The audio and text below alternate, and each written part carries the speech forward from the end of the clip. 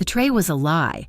It weighed maybe 15 pounds, holding 2 ribeyes and a porterhouse, but the real weight was the $312 I still needed for next month's rent, that, and the 50-odd bucks for the light bill, and the fact that my left shoe had a crack in the sole that was letting in the October rain. My name is Naya Delgado. I'm 23 years old, and my life was measured in 8-hour shifts at the Black Harbor Steakhouse, hauling plates of overpriced beef to people who didn't know what a cracked shoe sole felt like. Port Garrison isn't a kind city. It's a harbor town that smells like salt, diesel, and old money. I was just trying to stack enough of that money to get out of my mold-lace studio apartment and maybe, just maybe, go back to school. Delgado Table 7 needs a new set of silvers. And why is Table 4's water glass half empty? Are we paying you to daydream? That was Trent Barlow, my shift manager, a man whose personality was as greasy as the onion rings he compulsively snacked on in the back office. For months, he'd been my personal shadow of misery. He'd set my KPIs, key performance indicators, a fancy term for ways to make your life hell, at 30% higher than anyone else's. He'd make comments just loud enough for me to hear. Something about my spicy attitude, always with a smirk that never reached his dead, piggy eyes. He knew I couldn't afford to quit. He fed on it. "On it, Trent," I said, my voice flat. I didn't give him the satisfaction of a reaction. I swapped the silvers, filled the water, and kept moving. Every step was a calculation. One more table, one more generous tip, $1 closer to leaving. Then the bell above the door chimed, cutting through the low roar of dinner service and the sound of the storm lashing against the windows. 3 men walked in. They weren't our usual crowd. Our usual was finance guys trying to impress clients or couples on awkward anniversaries. These men were different. They wore identical, ill-fitting gray suits that looked expensive but uncomfortable. They moved like a single unit, their shoulders broad, their eyes sweeping the room with a cold, proprietary air. They didn't wait to be seated. They walked right past the hostess stand and pointed to the VIP booth, booth 12, the one with the high back and the view of the churning, rain-slicked harbor. "That table is reserved," our hostess, a college kid named Mandy, squeaked. The man in the middle, the thickest one, just smiled. He didn't say a word. He just pulled out a thick clip of cash and peeled off a $100 bill, dropping it on her stand. "It's unreserved now." Mandy looked at Trent, who had materialized like a bad smell. He saw the 100, then saw the men, and any spine he might have had turned to jelly. "Of course. Gentlemen, right this way. Delgado, take booth 12. My stomach tightened. I hated booth 12. It was Trent's favorite way to punish me. It was isolated, demanding, and the tips were often inverse to the ego of the clientele. I plastered on my server's smile. "Good evening, gentlemen. Can I start you with some drinks?" "Whiskey, the good stuff. 3 glasses and bottles." "Leave them," the leader said, not even looking at me. He and his friends were already pulling out phones, talking in low, rough voices. They were part of the new noise in Port Garrison, the whispers about the docks, the Calder Syndicate. People called them. They moved cargo. What kind of cargo? Nobody asked twice. I brought the drinks. Before I could even set the tray down, the leader snapped his fingers. "We're hungry. We want 3 of whatever that is." He jabbed a thick finger toward table 5, where a family was celebrating a birthday over our largest platter, the harbor master. "That's the harbor master, sir. It serves 4 to 6. "I don't care what it serves. I care that you bring it, now. And tell the kitchen to make it fast. We're not here to wait.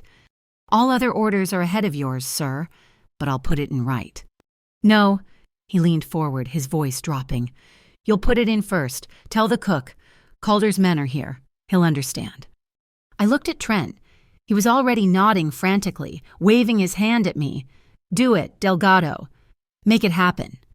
I felt the familiar burn of humiliation. I went to the kitchen, slid the ticket to our chef, Marco, and relayed the message. Marco swore under his breath, his dark eyes flashing with anger, but he slammed his cleaver down and shoved 2 other tickets off his board. Calder's men. Damn leeches. Fine, they cut the line. Those 2 tickets were for table 9, a single mom and her kid, a little boy, maybe 3 or 4 years old. The mom looked exhausted, her hair damp from the rain, her coat thin. She'd ordered a simple burger for herself and a glass of milk and some chicken tenders for her son, who was starting to fidget, his little cries getting sharper. He was hungry. I watched as the grill was cleared for the syndicate's massive order. The kids' chicken tenders were pushed to the cold steel corner of the prep station. Forgotten. I walked back to table 9. "Ma'am, I'm so sorry. The kitchen is just a little backed up. Can I get your son some crackers while he waits? The milk is on its way?" "Oh, thank you.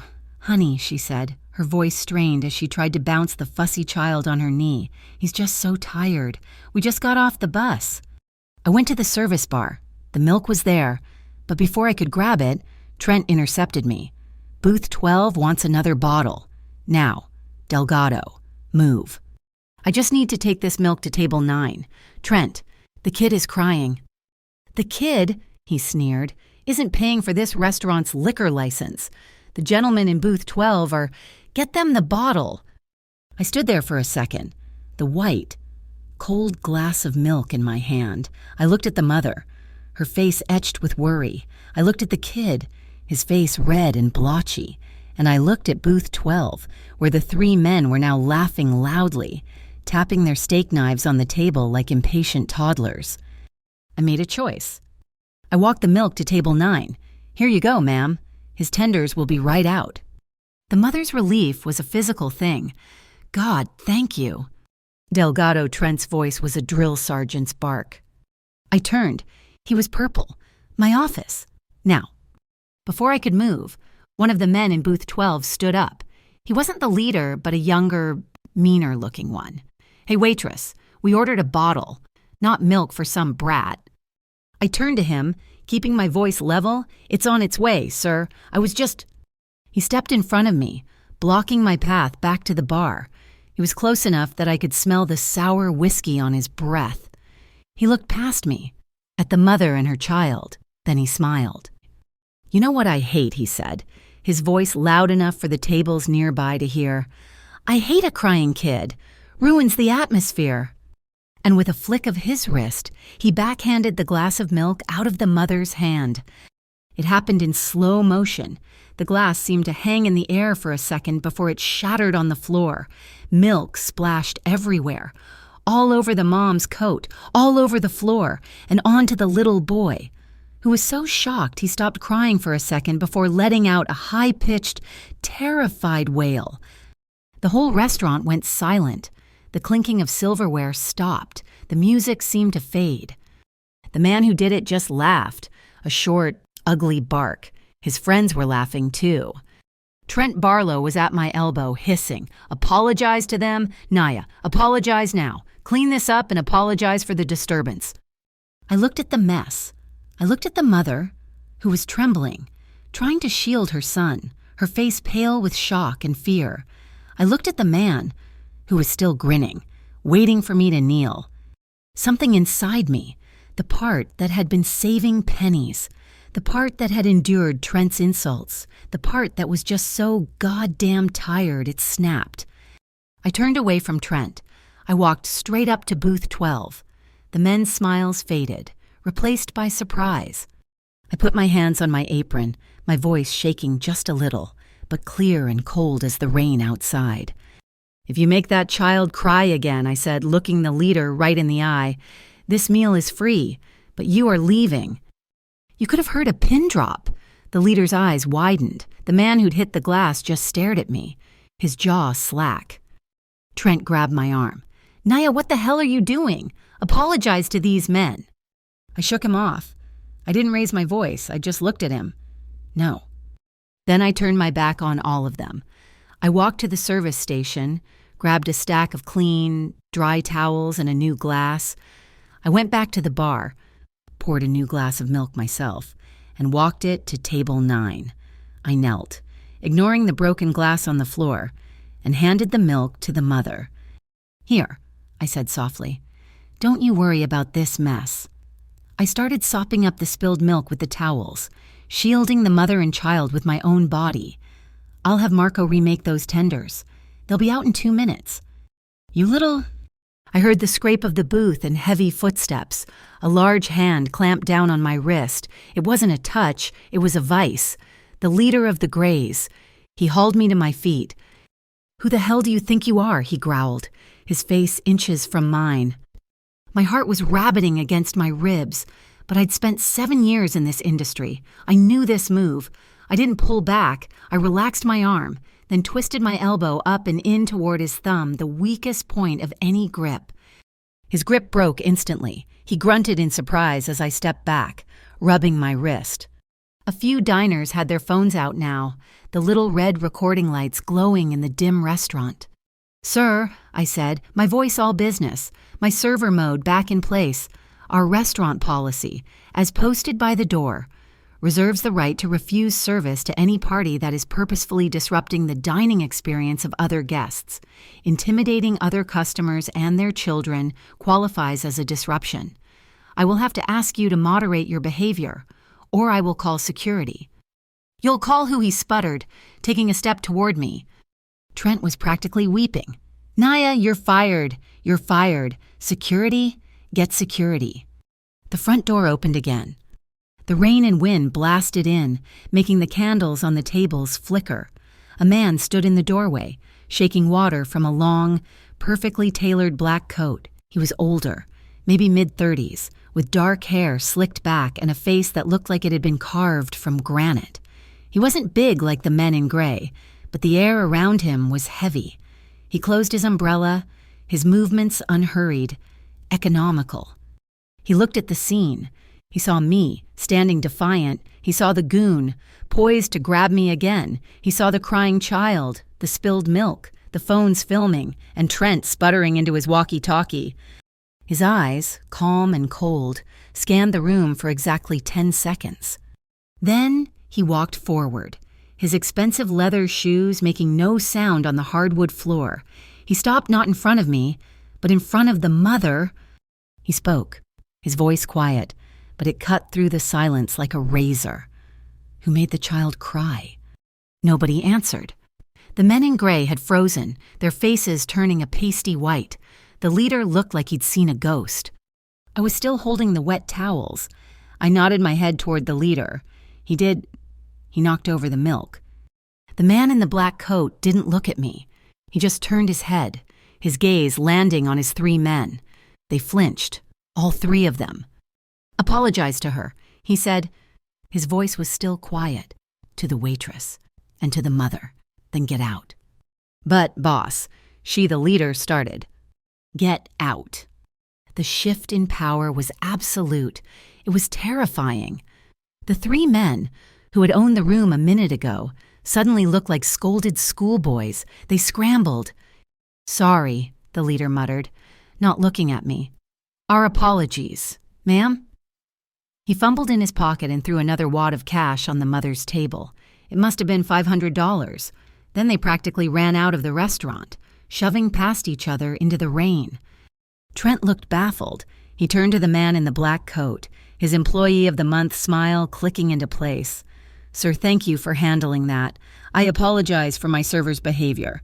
She's being terminated as we speak. Please, can I offer you a table a drink on the house?"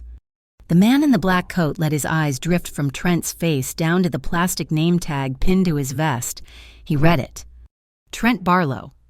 He just said the name. Then he looked back at Trent's face. "We'll deal with this tomorrow." Trent's smile evaporated. The man turned to me. He reached into his coat pocket and pulled out a small, black card case. He slid one card out. It was thick, matte black with embossed lettering. He placed it on the hostess counter. "For you," he said. Then, without another word, he turned and walked back out into the storm. My shift didn't end for another 2 hours. My heart was a hummingbird in my chest, but I didn't let my hands shake. I got a dustpan and cleaned up the glass. I put in the new order for table 9, and when it came out, I comped the mom's entire meal. She cried and tried to give me some of the money the Greys had left, but I refused. Just get home safe, I told her. Trent avoided me for the rest of the night, but I felt his eyes on me. I felt everyone's eyes on me. The whispers followed me from table to table. I just kept refilling water glasses, clearing plates, and saying, "Will there be anything else?" At 2:01 in the morning, I finally clocked out. The rain was coming down in sheets, a cold, miserable, driving rain. I pulled my thin jacket tight and started the walk to the bus stop, my cracked shoes squelching in the puddles. As I passed the alley beside the restaurant, I saw it. A black sedan, parked deep in the shadows, its engine off. The windows were tinted so dark I couldn't see inside, but I saw the single, glowing red-orange cherry of a cigarette in the driver's side window. It wasn't a threat. Not yet. It was just a presence. A statement. We are watching. A shiver went down my spine that had nothing to do with the cold. I walked faster. I didn't feel safe until I was back in my tiny studio. The 3 deadbolts on my flimsy door locked tight. I sat on my cot, pulling off my soaked shoes, my socks damp and gray. My feet ached. My wrist was already showing a faint purple bruise where the man had grabbed me. I reached into my wet apron pocket. My fingers fumbled against the thick, damp card. I pulled it out. The lettering was stark and elegant. Elias Calderon Harbor Logistics. And below that, just a single string of 10 numbers. No title, no email, just a number. I held it, the weight of it seeming to grow in my hand. I didn't know if it was a reward, a threat, or an invitation. In Port Garrison, it could be all 3 at once. I didn't sleep. How could I? I sat on my cot until the gray, greasy light of Port Garrison seeped through my one window. The black card was on my nightstand, next to my alarm clock. Elias Calderon, Harbor Logistics, a name that acted like a key. Locking and unlocking doors in this city, a man who told my tormentor, "We'll deal with this tomorrow." I must have dozed, because the alarm at 6:30 in the morning felt like a physical blow. My wrist, where the gray-suited man had grabbed me, was a sickly shade of purple and yellow. My shoes were still damp. I stuffed them with wads of newspaper, knowing it wouldn't do much, and hauled myself out the door. I clocked in at 11:02 for the lunch shift. The air in the break room was different. Usually, it just smelled of burnt coffee and industrial soap. Today, it was thick with whispers. Mandy, the young hostess, wouldn't look at me. The other servers kept their distance, huddling by the lockers. Only Marco, the head chef, gave me a look as I passed the kitchen window. It wasn't hostile. It was respect, and maybe a little fear. Then I saw it, taped to the main bulletin board right over the faded Employee of the Month picture of Trent. A single sheet of paper, printed in a hurry. Notice effective immediately. Trent Barlow is no longer an employee of Black Harbor Steakhouse. This decision is final, citing gross violations of professional ethics and company policy. Violations of professional ethics. That was a laugh. Trent had been skimming from the till and harassing the hostesses for as long as I'd worked there, but it took one quiet word from a man in a black coat to make it official. The whispers followed me as I prepped my station. Heard he finally got caught padding the time cards. No, I heard it was a VIP complaint, a really big one. Heard it was her. All eyes slid to me. I wasn't Naya anymore. I was her. Our general manager, Henderson, a nervous man who usually hid in his office doing payroll, was running the floor. He pulled me aside near the ice machine, his hands fluttering. "Naya," he said, adjusting his clip-on tie. His eyes darted everywhere but my face. "About last night, we appreciate your composure, but I need to be very clear. In the future, if a guest is passionate, you must get a manager. We cannot have a repeat of that enthusiasm." "Enthusiasm," I repeated, my voice flat. "You mean when I stopped a customer from terrifying a child?" "It was a very difficult situation," Henderson stammered, his face getting blotchy. "A very high-profile misunderstanding. Mr. Barlow's termination, I should add, was a corporate decision entirely separate from last night's events. He was a terrible liar. I knew it. He knew I knew it. I expected to feel good. I'd hated Trent. I'd spent shifts fantasizing about him getting fired, about me being the one to hand him his final, pathetic paycheck. But I didn't feel triumphant. I just felt empty and scared. This wasn't justice. This was a demonstration of power. Trent wasn't fired because he was a bully. He was fired because he had annoyed someone much, much bigger. Elias Calderon hadn't just swatted a fly. He'd removed the fly, the branch the fly was on, and the entire tree, just to make a point. And he'd done it using my name as the hammer. My shift was a blur of paranoia. Every time the bell on the door chimed, my head snapped up. Was it the Grays? Was it him? Around 3 o'clock, during the dead lull between lunch and dinner, my cheap burner phone vibrated in my apron pocket. I ducked into the dry storage pantry, surrounded by the smell of olive oil and raw pasta, and checked it. A block number. The message was one sentence. Don't come in for your night shift. Someone is waiting for you. My blood went ice cold. A shiver ran right up my spine. Was it a threat or a warning? Was it from the Grays, the ones I'd humiliated, looking for payback? Or was it from Calderon, protecting his new pet? I felt a wire pull tight in my stomach. Last night I was scared. Tonight I felt controlled. There's a big difference. One is an emotion. The other is a cage. I went straight home, my mind spinning. I was supposed to be back at 5 for the dinner rush.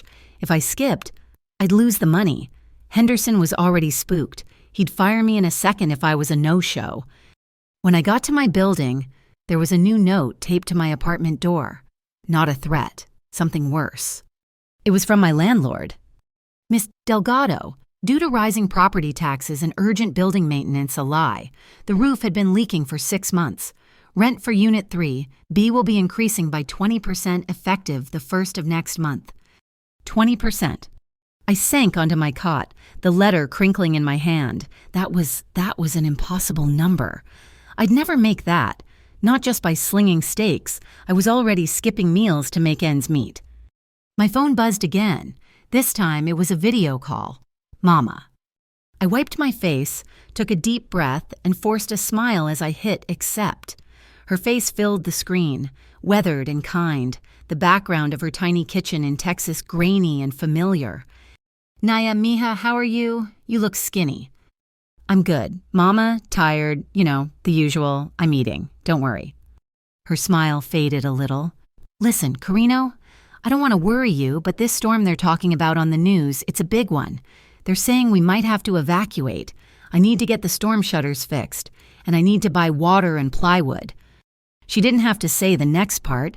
Her voice was already thick with shame for having to ask. How much, I asked, my voice quiet. Just maybe $200 if you can spare it. I know you're saving. My heart cracked. The rent notice, the anonymous text, and now this. Don't worry, Mama, I said, forcing my voice to sound bright. I'll send it. I'll send $300. You get everything you need. Okay, don't you worry about a thing. Oh, Naya, you are such a good daughter. God bless you. We hung up. The smile fell from my face. $300, plus the rent hike. The walls of the room felt like they were shrinking. I was drowning. My eyes landed on the black business card on my nightstand, Elias Calderon, Harbor Logistics. I didn't have a choice. Not really. I grabbed the card and my thin jacket. There was a copy shop 3 blocks away. I felt exposed on the street, my head on a swivel, checking every dark car, every alleyway. Inside the shop, I placed the card on the glass of the big photocopier. My hand was shaking. The bright white light of the scanner flashed over my knuckles, and I watched the tremor. This was me, Naya Delgado, 23 years old, making copies of a mafia boss's business card because my mom needed plywood and my landlord was a vulture. I made 3 copies. I put 1 in my shoe, 1 in my wallet, and 1 back in my apartment, under the loose floorboard with my tiny stash of emergency cash. I had to go to work. The anonymous text, it was a risk, but not having money was a certainty. I texted Henderson, running late, be there by 6. When I got there, the restaurant was a zoo, a Saturday night crowd, amplified by the tension everyone could feel. I I put my head down and just worked. Around 9 o'clock, I was at the bar picking up drinks for table 5 when a woman sat down on the stool right next to my service station. She didn't fit. She wasn't on a date. She wasn't with a bachelorette party. She wore a simple, dark pantsuit and practical shoes, no jewelry except a functional-looking watch. Her dark hair was pulled back in a tight, severe bun, and her eyes missed nothing. They were sharp, assessing, and they were locked right on me. "I'll have a club soda. No ice," she said. Her voice was low and gravelly, like she'd smoked for 20 years. I got her the drink. "You're Naya Delgado," she said. It wasn't a question. "Can I get you anything else?" I replied, my server voice kicking in. "Tough night last night," she mused, taking a tiny sip. "I saw the video. You've got guts. Stupid, but gutsy."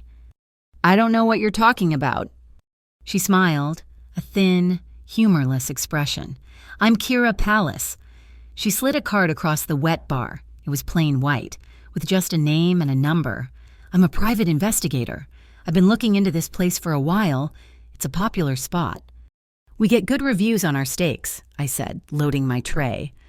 "I'm not here for the steak," Kira said, leaning in, her voice dropping. "I'm here for the receipts. You see a lot from this service station, don't you?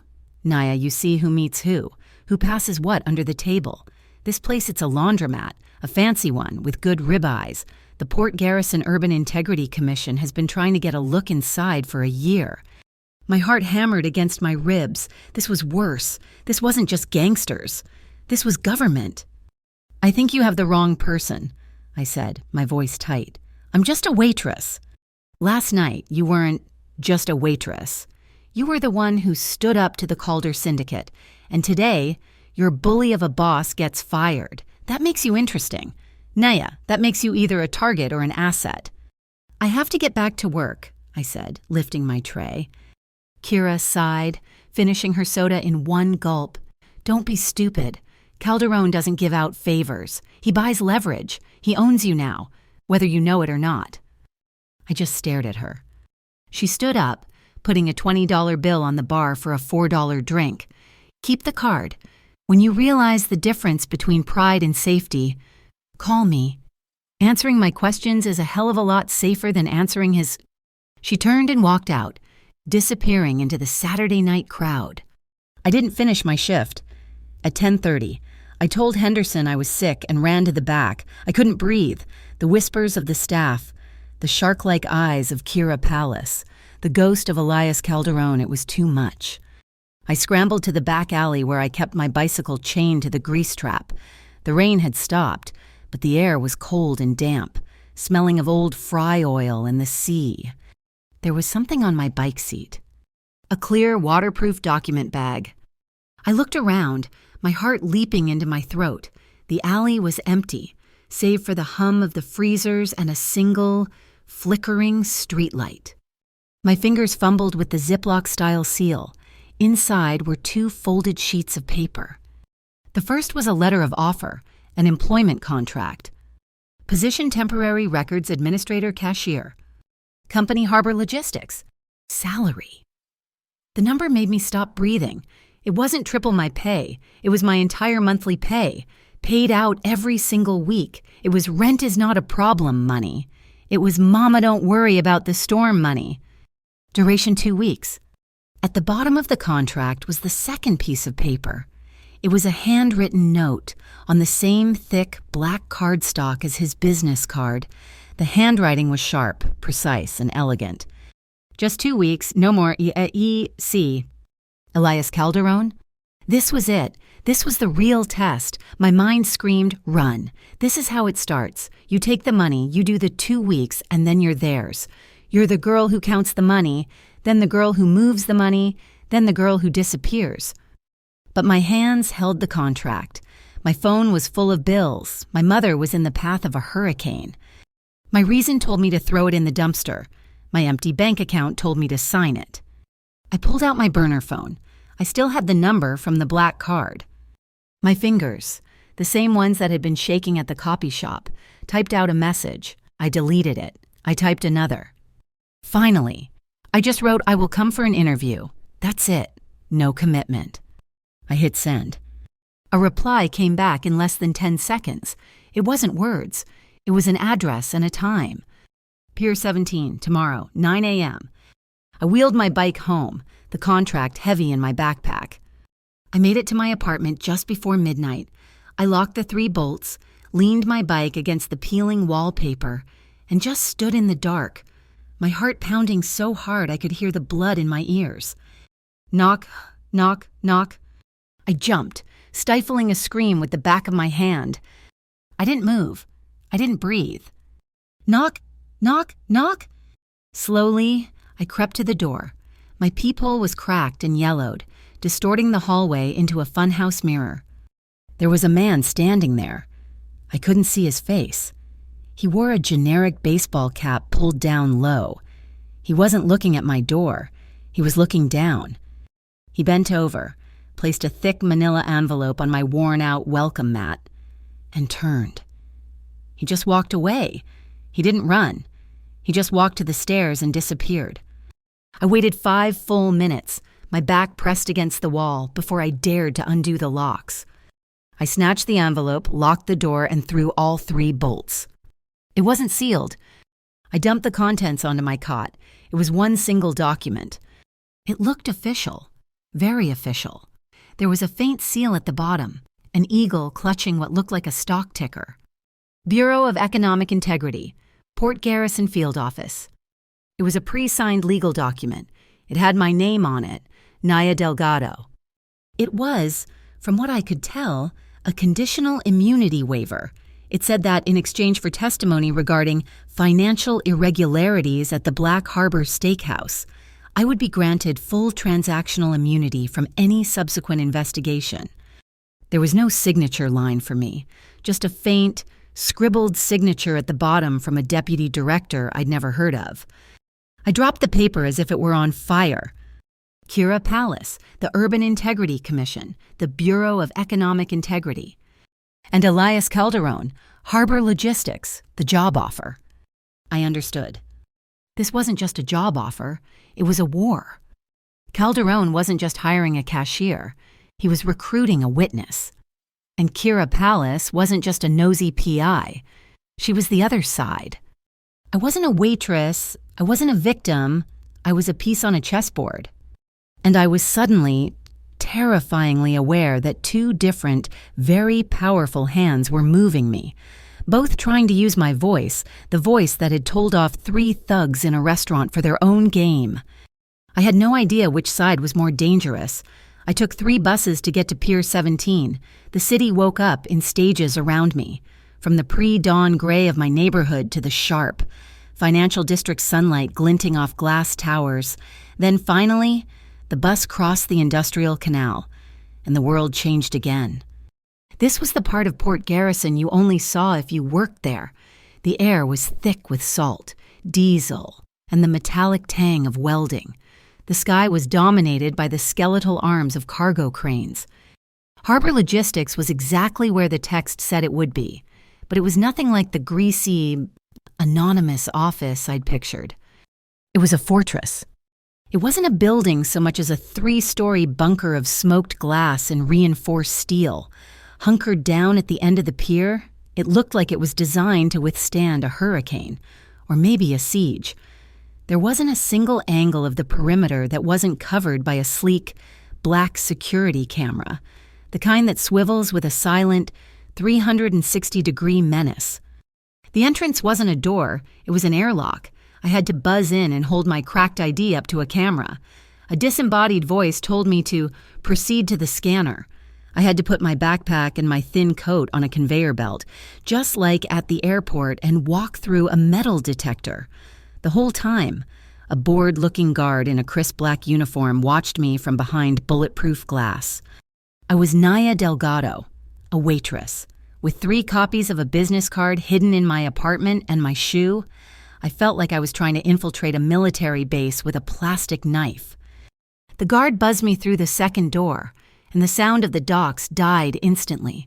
The lobby was all polished concrete and dark wood. It was silent, dead silent. A woman with a severe black bob and a tablet was waiting for me. "Miss Delgado, Mr. Calderon is expecting you." She led me to an elevator that didn't have buttons, just a keycard scanner. She tapped her own card, and we ascended, still in total silence. Elias Calderon's office was on the top floor. It was a corner office, but it was the opposite of opulent. There were no paintings, no trophies, just a massive, clean desk made of a single piece of dark wood, a wall of smoked glass windows looking over the entire port, and 2 chairs. One was a high-backed leather throne behind the desk. The other was a simpler, but still expensive, upholstered guest chair. Elias Calderon was standing by the window, his back to me, wearing that same perfectly tailored black coat I'd seen in the restaurant. He was just watching the yard, watching the trucks and cranes move containers like they were toy blocks. "Miss Delgado, thank you for coming," he said, turning. His voice was the same as I remembered, quiet, deep, and carrying absolute authority. "Please sit." He didn't motion to the simple guest chair. He walked around his desk and pulled out the other one, the one next to his, angled slightly toward the window. The chair he clearly used when he was reading, not when he was holding meetings. He was giving me the better seat. It was a small thing, but it was so strange it threw me off balance. Trent would have made me stand. Henderson would have made me perch on a wobbly stool. Elias Calderon offered me a place of comfort. He sat in the simpler guest chair himself, leaving his desk, his throne empty. He didn't tower over me. He met me at eye level. "The offer you received," he began, steepling his fingers. "It was not for a cashier." I felt my heart clench. It said records administrator. It is, but the title is a cover. I have an internal leak. Miss Delgado, a discrepancy in my manifests. Someone is moving product through my docs without my authorization, using my own system to do it. The contract you have is for 2 weeks of independent inventory verification. You would report only to me. "Why me?" I asked, my voice coming out stronger than I expected. "I'm a waitress. You have 100 accountants." "Because you are a waitress," he said, his eyes locking on mine. "You have no loyalty to my staff. You have no history here. You don't know the right way to do things. So you won't know when you're being lied to. You're an outsider." And, he added, a flicker of something was at amusement in his eyes, "You are not easily intimidated. I saw that for myself. I need eyes that will tell me what they see, not what they are told to see." He was handing me the answer to the puzzle. I wasn't just a witness for Kira Palace's bureau. I was Elias's secret weapon against his own organization. He was using me. Yes, but he was also trusting me. And I saw my opening. The power in this room wasn't all his. He needed me. "I have conditions," I said. He just nodded. "Go on." "I only work daylight hours, 8 to 4. I leave this pier before the sun goes down." "Acceptable." "I don't get involved with anything." I looked him straight in the eye. "I'm checking numbers on a screen and pallets in a warehouse. If it's not on a legal manifest, I don't see it, I don't touch it, I don't know about it. I'm not getting my hands dirty." I expected him to laugh or to get cold. Instead, he stood, walked to his desk, and pulled a single sheet of paper from a drawer. It was a blank addendum. He took a heavy, black pen from his jacket. "State it." "I what?" "Your terms. State them again, I'll write them down." I repeated myself, feeling shaky. Naya Delgado will work 8 to 4, and I will not be required to handle or inventory any non-manifested or illicit goods. He wrote it, his handwriting the same precise, sharp script from the note on my bike. He signed it at the bottom, Elias Calderon. Then he slid the pen and the paper over to me. "Your copy," he said. I signed it. He'd just signed a legal document, written by me, admitting he had illicit goods to begin with. He was either incredibly bold or incredibly reckless, or he was testing me. "My assistant, Juniper, will get you badged and oriented," he said, his tone shifting back to business. "Your 2 weeks start now." Juniper Lane was the opposite of her boss. She was nervous, bird-like, with flyaway hair and eyes that darted everywhere. She handed me an official ID badge with my picture on it, a picture I didn't remember taking. Then I remembered the camera at the security gate. "This is the Atlas dock system," what she said, her voice high and thin, as we stood at a bank of computers. "It's our proprietary logistics software. Every container, every pallet, every box that enters Harbor Logistics is scanned, weighed, and assigned a unique code. The code dictates its path, from the ship to the warehouse to the truck." She gave me a tour. It was a city. We walked through a warehouse so cold it was full of fog, the cold storage where she pointed out pallets of frozen fish from Alaska. We walked past endless aisles of pallets stacked 50 feet high, full of electronics, tires, bags of grain. "Mister, Calderon said to give you full system access," she said, typing in a long password at my new desk. "This is your terminal? You can cross-reference any manifest from the last 6 months." I sat down. The system was complex, but the logic was simple: inbound, storage, outbound. Like orders in a kitchen, you don't send out the steak before the appetizer. You don't store the ice cream next to the hot lamps. I started where Elias said the problem was: discrepancies. It took me 3 hours. 3 hours of staring at columns of numbers and codes, and then I found it. A code Mauve Delta. It was listed as medical and charitable supplies, Port Garrison Outreach, a nonprofit. But the weight was wrong. The weight logged at the ship-to-shore scanner was 10% higher than the weight logged at the warehouse entry. Every time. And then I saw the override. A supervisor-level code had been used to correct the weight after the fact. The original log, the heavier one, was being buried. Someone was using a charity's name to move something heavy and covering their tracks by manipulating the digital log after the cargo was already inside. "I'm going to check the pier," I told Juniper, trying to sound casual. "Oh, you don't have to," she said quickly. "It's all in the system."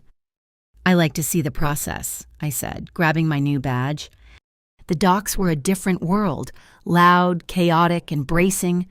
The wind whipped my hair across my face, and the air was alive with the roar of trucks, the shriek of cranes, and the shouts of men in hard hats. I was walking along Pier 17A, watching a massive container ship from Panama being unloaded, when I saw him. It was one of the Greys from the restaurant, the one who had laughed when the milk spilled. He was standing by a forklift, holding a clipboard. He saw me. His eyes went wide. He froze. A deer in the headlights. I froze, too. My first instinct was to run. But then, Elias Calderon's office door opened somewhere in the back of my mind. The man looked at me, then at my badge. He saw the Harbor Logistics logo. Then he did the strangest thing. He broke eye contact, dipped his head in a short, jerky bow, and turned, walking quickly away from me. A new rule had been established. I wasn't the waitress anymore. I was something else, something to be avoided. I kept walking, my heart pounding a new rhythm. I was so focused on the gray-suited man that I didn't hear the overhead gantry crane moving, its warning beep lost in the wind. I stepped back from the edge of the pier, right into the path of a swinging pallet of steel pipes. A hand clamped on my upper back, warm and strong, and pulled me. I stumbled back, landing hard against a solid chest. The pallet swung by, inches from my face, the wind of its passing making me gasp. I looked up. It was Elias. He'd come out of the office and was walking the pier, his black coat flapping in the wind. His hand was still on my back, steadying me. The touch was impersonal, just a point of contact to stop me from falling into the bay. But it was also not. It was heavy, protective. And the fact that my body registered the warmth of his palm through my jacket and shirt was dangerous. "You need to watch the high lines," he said, his voice calm. He didn't seem fazed at all. "Thank you," I breathed. Stepping away, the heat from his hand lingered on my back. "Come," he said. "It's noon. We'll eat." We did not mean his private office. We meant the workers' cafeteria, a loud, brightly lit room that smelled of fried fish and strong coffee. He grabbed a plastic tray, got in line with the longshoremen and the truck drivers, and paid for a plate of fish and chips and a black coffee. I did the same, my hands shaking as I paid for my own. He sat at a long laminate table surrounded by his men, and they weren't his men like the Grays. They were his employees. They nodded to him. Boss, Mr. Calderon. They talked about the weather, about a bad shipment of tires. He sat there, in his perfect coat, eating terrible cafeteria food, and he just listened. His power wasn't in shouting. Like Trent, it was in his quiet. He didn't have to perform. He just was. An alarm went off on a small tablet he had on the table. A high-pitched, insistent beep. He looked at it. Container 44B, cold storage, temperature warning. Juniper, who had joined us, looked pale. I'll call maintenance. It's probably a faulty sensor. I can check it, I said, surprising myself. I just saw the cold storage block. Elias looked at me. He just appraised me for a second, then he nodded. Go. I ran. Back to the cold warehouse. Container 44B was a refrigerated unit, a reefer plugged into the dock's power. The digital readout on its side was flashing red, warning 4C, set, 18C. 4 degrees. That was about 39 degrees Fahrenheit. The set point was -18. That was near zero. Whatever was inside was thawing. I unlatched the heavy door and pulled it open. A blast of cool, damp air hit me. It wasn't full of fish. It was full of boxes marked Belgian chocolates. High-end stuff, melting. But the reefer unit itself was humming. The air inside was cold. I checked the external digital sensor, the one that fed to Elias's tablet. It was warm to the touch. Then I looked behind the sensor. Someone had wedged a disposable, chemical hand warmer packet between the sensor and the container wall. It was deliberately faked. Someone wanted the system to think the container was failing. They wanted someone to open it. What is it? Juniper had run up behind me, breathless. The sensor was faked, I said. I pulled the hand warmer out with a pen and dropped it in an evidence bag, something I didn't even know I had until I'd grabbed it from a first aid kit on the wall. Juniper looked like she was going to be sick. But who? There's someone in dispatch who hates being corrected by the new girl, I muttered, thinking of the Mauve Delta file. This was a test, or a trap. Back at my desk, I felt a new sense of urgency. I sent a message on the internal chat system to the network accounting department. I needed the server logs for the Atlas Dock terminal. A new name popped up, Orrin Lyle.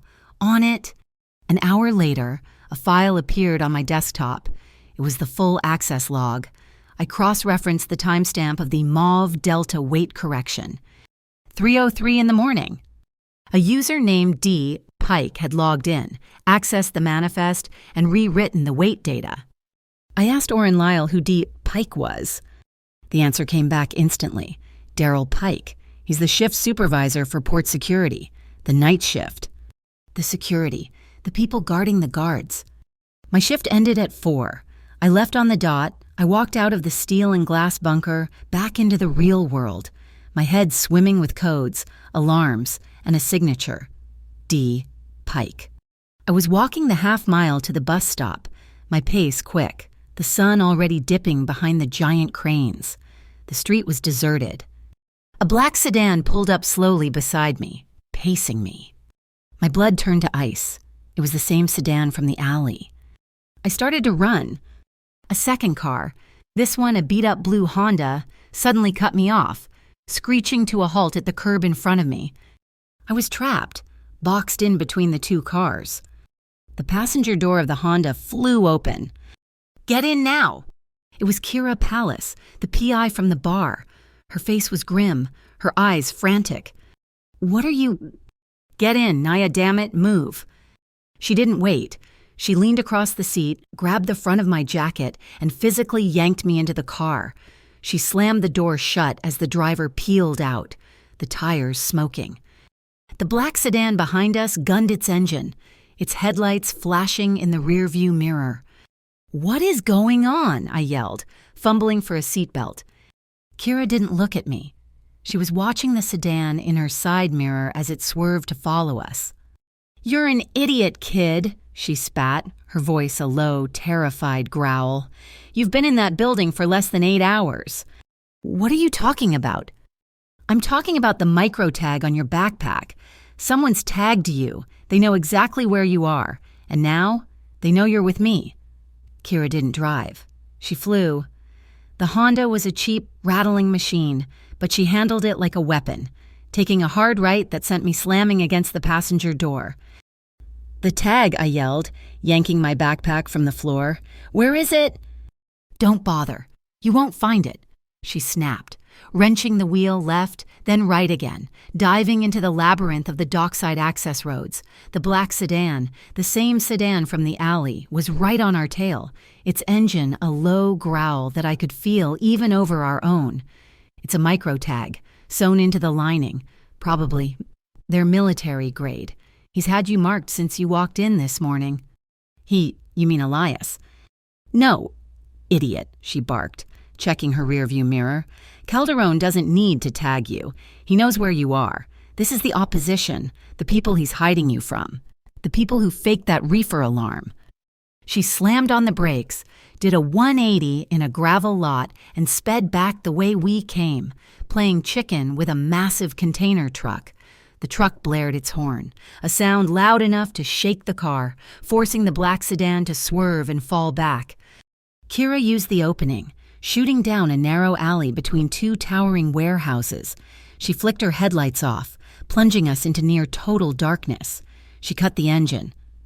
We sat there, breathing hard in the sudden, echoing silence.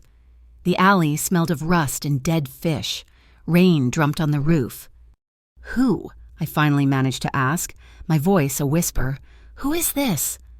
Kira didn't answer. She pulled a tablet from the glove box. She tapped the screen, and a map of Port Garrison lit up. It was covered in pulsing red dots, concentrated heavily around the piers, but also scattered through the city.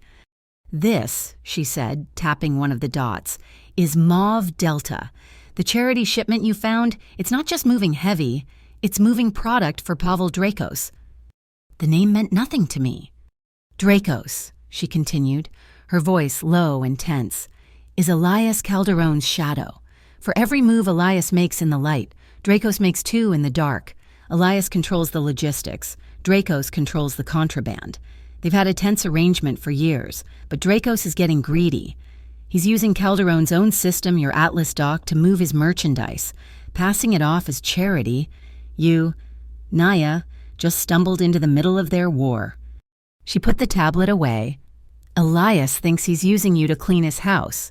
Dracos thinks you're Elias's new accountant, and I think you're in over your head." "So what do you want?" I asked, my fingers digging into the cheap upholstery. That thing you gave me, the Bureau of Economic Integrity? That was a test. This is the real deal." She turned to face me, her sharp eyes seeming to pin me to the seat. "I work for the Federal Commerce Wardens, the FCW. We're not local. We're not impressed by Elias Calderon or Pavel Dracos. We're here to shut them both down, the whole corrupt port." "And you want me to what, be a spy?" I laughed, a short, hysterical sound. "I'm a waitress, I was. Anyway, I'm not this." "I don't want you to be a spy," Kira said, her voice softening just a fraction. "I want you to be a witness. I want you to go back in there. Keep doing what you're doing, and you report everything to me. Mauve Delta, Daryl Pike, every code, every pallet. You give me the hard data, and I give you a new life." "A new life?" "We pull you out. Full protective custody, a new name, a new city. And the scholarship. You wanted to go back to school. Right supply chain management will put you through the best program in the country. Full ride. All you have to do is help me put these guys away." The offer hung in the air, smelling like a trap, a clean trap, but a trap nonetheless. It was everything I wanted. It was also impossible. "Why me?" I whispered. "You have agents. You have spies." Kira looked out the rain-streaked windshield. "Because my agents can't get inside. Calderon's system is locked tight. He just opened the front door for you. And besides," she looked back at me, You're the one who stood up. In the restaurant, I told you I saw the video. You didn't just stand up to 3 thugs. You stood up to the Calder syndicate with half a dozen cell phones recording, and you didn't flinch. You're brave enough, or maybe just stubborn enough, to say no to men with guns. That's a quality I can't train. Before I could answer, my burner phone, the cheap one I used for everything, vibrated in my pocket. A blocked number. My blood ran cold. I'd given this number to my mother, to my landlord, and I'd used it to text Elias. I opened the message. It was a photograph. My stomach dropped. It was my apartment, my pathetic, peeling wallpaper, single-cot studio. It was taken from the window, looking in. No, not from the window. It was taken from the roof of the building across the street, with a zoom lens. I could see my copy of the business card on the nightstand. It was a clear, cold message. We know where you sleep. I showed the phone to Kira. She let out a string of curses that would have made a longshoreman blush. Dracos. It has to be. He's not just watching the pier. He's had a team on you since the restaurant. He knows Elias is interested in you. So he's interested in you. She started the car. Okay, new plan. You're not going home. Not tonight. Not for a while. She drove us out of the industrial zone, merging with the civilian traffic. She took us to a place I'd only ever seen from the bus, the Garrison Hotel. It was an older building, the kind that pretended to be classy but was really just anonymous. Beige carpets, bad art, and heavy doors. Kira paid in cash for a room on the 3rd floor, using an ID that said her name was Jennifer Smith. "This is temporary," she said, checking the room before letting me in. She checked the closet, the bathroom, behind the curtains. A neutral location. Don't call your mom. Don't call anyone. Don't use the hotel Wi-Fi. Just sit tight. I'm going to make some calls. Find us a real safe house. I'll be back in an hour. She left. I heard the deadbolt click. I was alone. I stood in the middle of the room, my backpack still on, the micro tag still sewn inside it. I was a target. I had a picture of my own bedroom, taken by a predator. I had a job offer from one crime boss and a protection offer from a federal agent who both wanted to use me. I walked to the window and looked down at the rainy street 3 floors below. I felt utterly, completely alone. I was 23 years old, just 23. I must have stood there for the full hour. I don't know. The next thing I knew, there was a knock at the door. Knock, knock, knock. My heart stopped. Kira had a key. She wouldn't knock. I backed away from the door, grabbing the heaviest thing I could find, the Gideon's Bible from the nightstand. Knock, knock, knock, louder this time. I crept to the peephole. My hand was shaking so badly I could barely hold the Bible. There was a man standing there. He was holding a black umbrella, dripping rainwater onto the beige carpet. He wasn't wearing a gray suit or a baseball cap. He was wearing his perfectly tailored black coat, no bodyguards, no muscle. It was Elias Calderon. How did he know I was here? The door handle jiggled. He wasn't just knocking, he was testing the lock. Then I heard another sound from the hallway, a sharp click. Calderon? It was Kira's voice, hard as steel. She was back. Step away from the door. Palace, Elias's voice replied. It was calm, unbothered. He'd known she was there. You're getting slow. What do you want? The same thing you do. I'm here to make sure she sleeps soundly tonight. I fumbled with the locks, my hands shaking. I pulled the door open a few inches, held by the chain. They were standing in the hallway, a perfect tableau of my impossible situation. Kira was in a low, defensive stance, her hand on the taser clipped to her belt. Elias just stood there, umbrella in hand, looking completely relaxed. They knew each other. This wasn't a first meeting. People are getting sloppy, Elias said, his eyes finding mine through the crack in the door.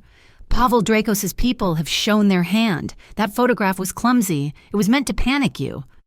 And you showing up here isn't, Kira shot back. I'm not the one who put a tracker in her bag. Pavel. My blood stopped. He called Kira Pavel. No, that wasn't right. He was looking past Kira. A third person, A man stepped out of the stairwell, the one Kira had just come up. He was wearing a hotel maintenance uniform. It was the man from the dock, the one in the gray suit, the one who had bowed to me. He had a gun. Kira had been so focused on Elias. She'd been flanked. "Drop the taser, Palace," the man said. Elias sighed, as if he were bored. "That's not going to happen." Before the man could react, Elias moved. He didn't attack. He just opened his umbrella, a fast, violent thwack of wet canvas snapping open, right in the man's face. The man flinched, blinded. That's all Kira needed. She moved, a blur of motion. She kicked the gun from his hand, and the zap of her taser filled the air, followed by a grunt as the man convulsed and dropped. It took maybe 3 seconds. Elias calmly closed his umbrella. He kicked the gun, sending it sliding down the hall. "As I was saying," Elias said, turning back to me, "I'm here to ensure her safety." Kira was breathing hard, clipping her taser back to her belt. She looked at Elias with pure hatred. "You knew he was there. You used yourself as bait." "He was Dracos's man, not mine. He's been tailing you since you picked her up." Elias looked at me. "May I come in?" I undid the chain. He stepped inside, his presence filling the small, cheap room. Kira followed, locking the door behind him. "This hotel is burned," Kira said, checking the man in the hall before closing the door. "It was burned the moment you paid in cash," Elias said. He looked at me. "Are you all right?" I was still holding the Bible. I dropped it on the bed. "You," I said, my voice shaking with a new kind of anger. "You fired Trent Barlow." He turned, surprised by the question.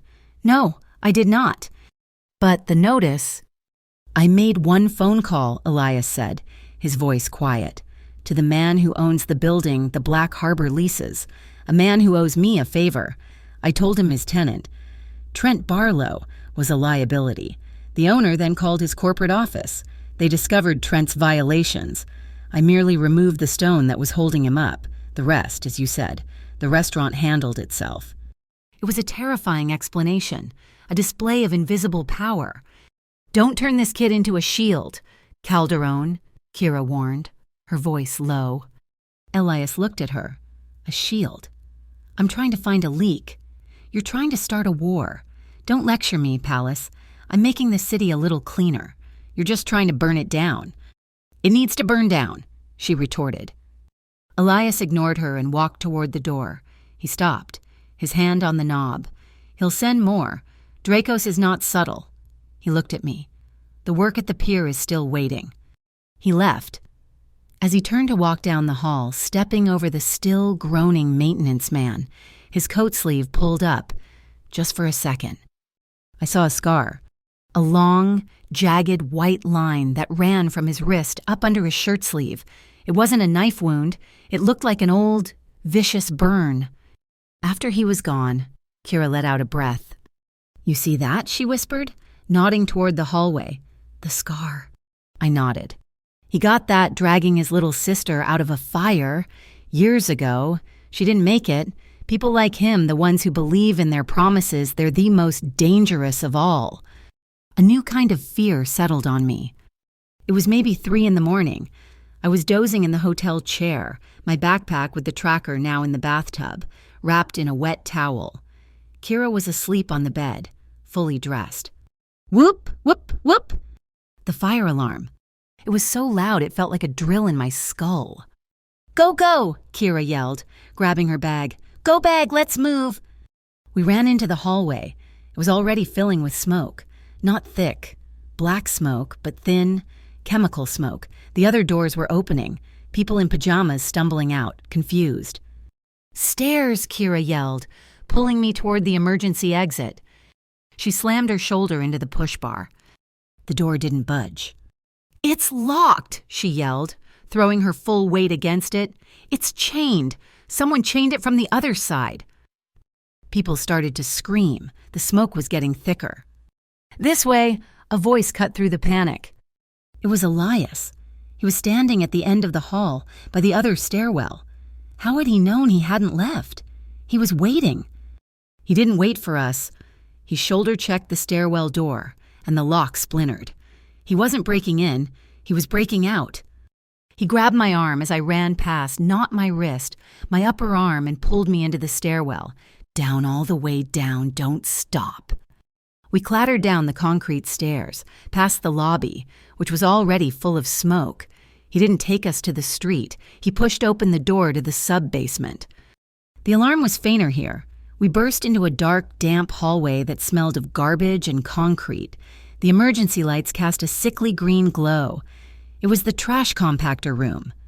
He slammed the door shut, plunging us into near total darkness, cutting off the alarms. The only sound was us, breathing. He was right in front of me. I couldn't see his face, only his silhouette against the green exit sign.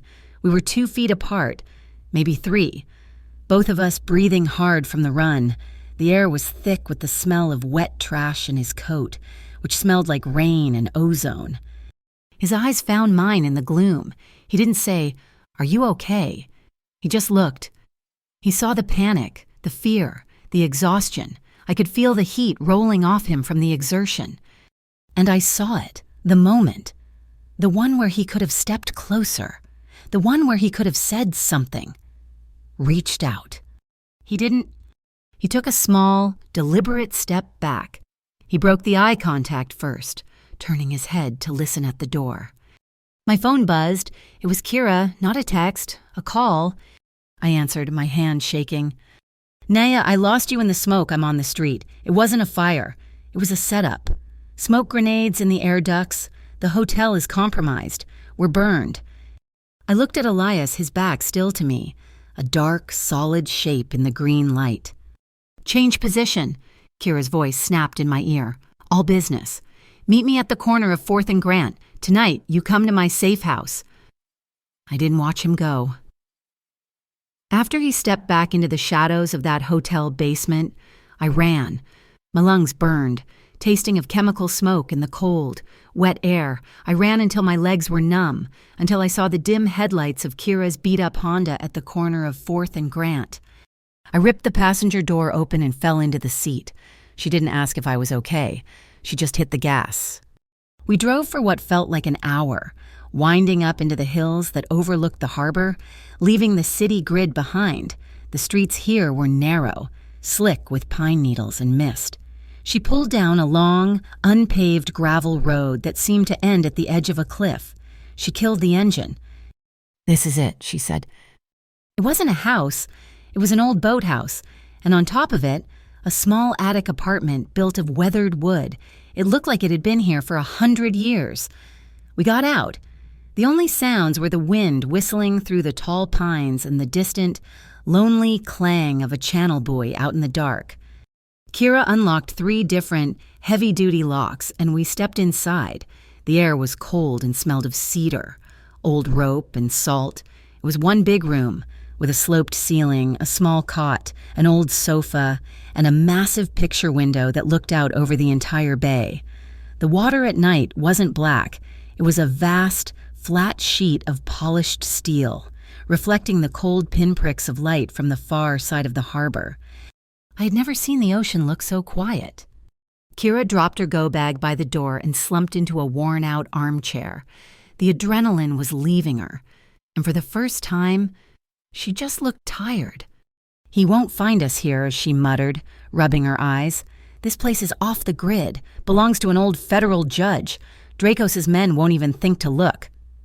My entire body was one big, vibrating nerve. My palms were raw and bloody from where I'd fallen on the concrete stairs during the escape.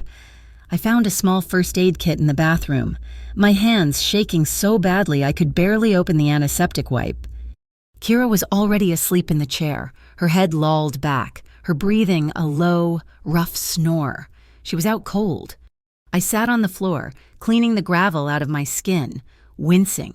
This was my life now, running from smoke grenades in the middle of the night, hiding in a secret attic. A small, heavy object on the kitchenette counter caught my eye. It was a brand new burner phone, still in its plastic. A note from Kira was next to it. Clean, encrypted. My number is 1.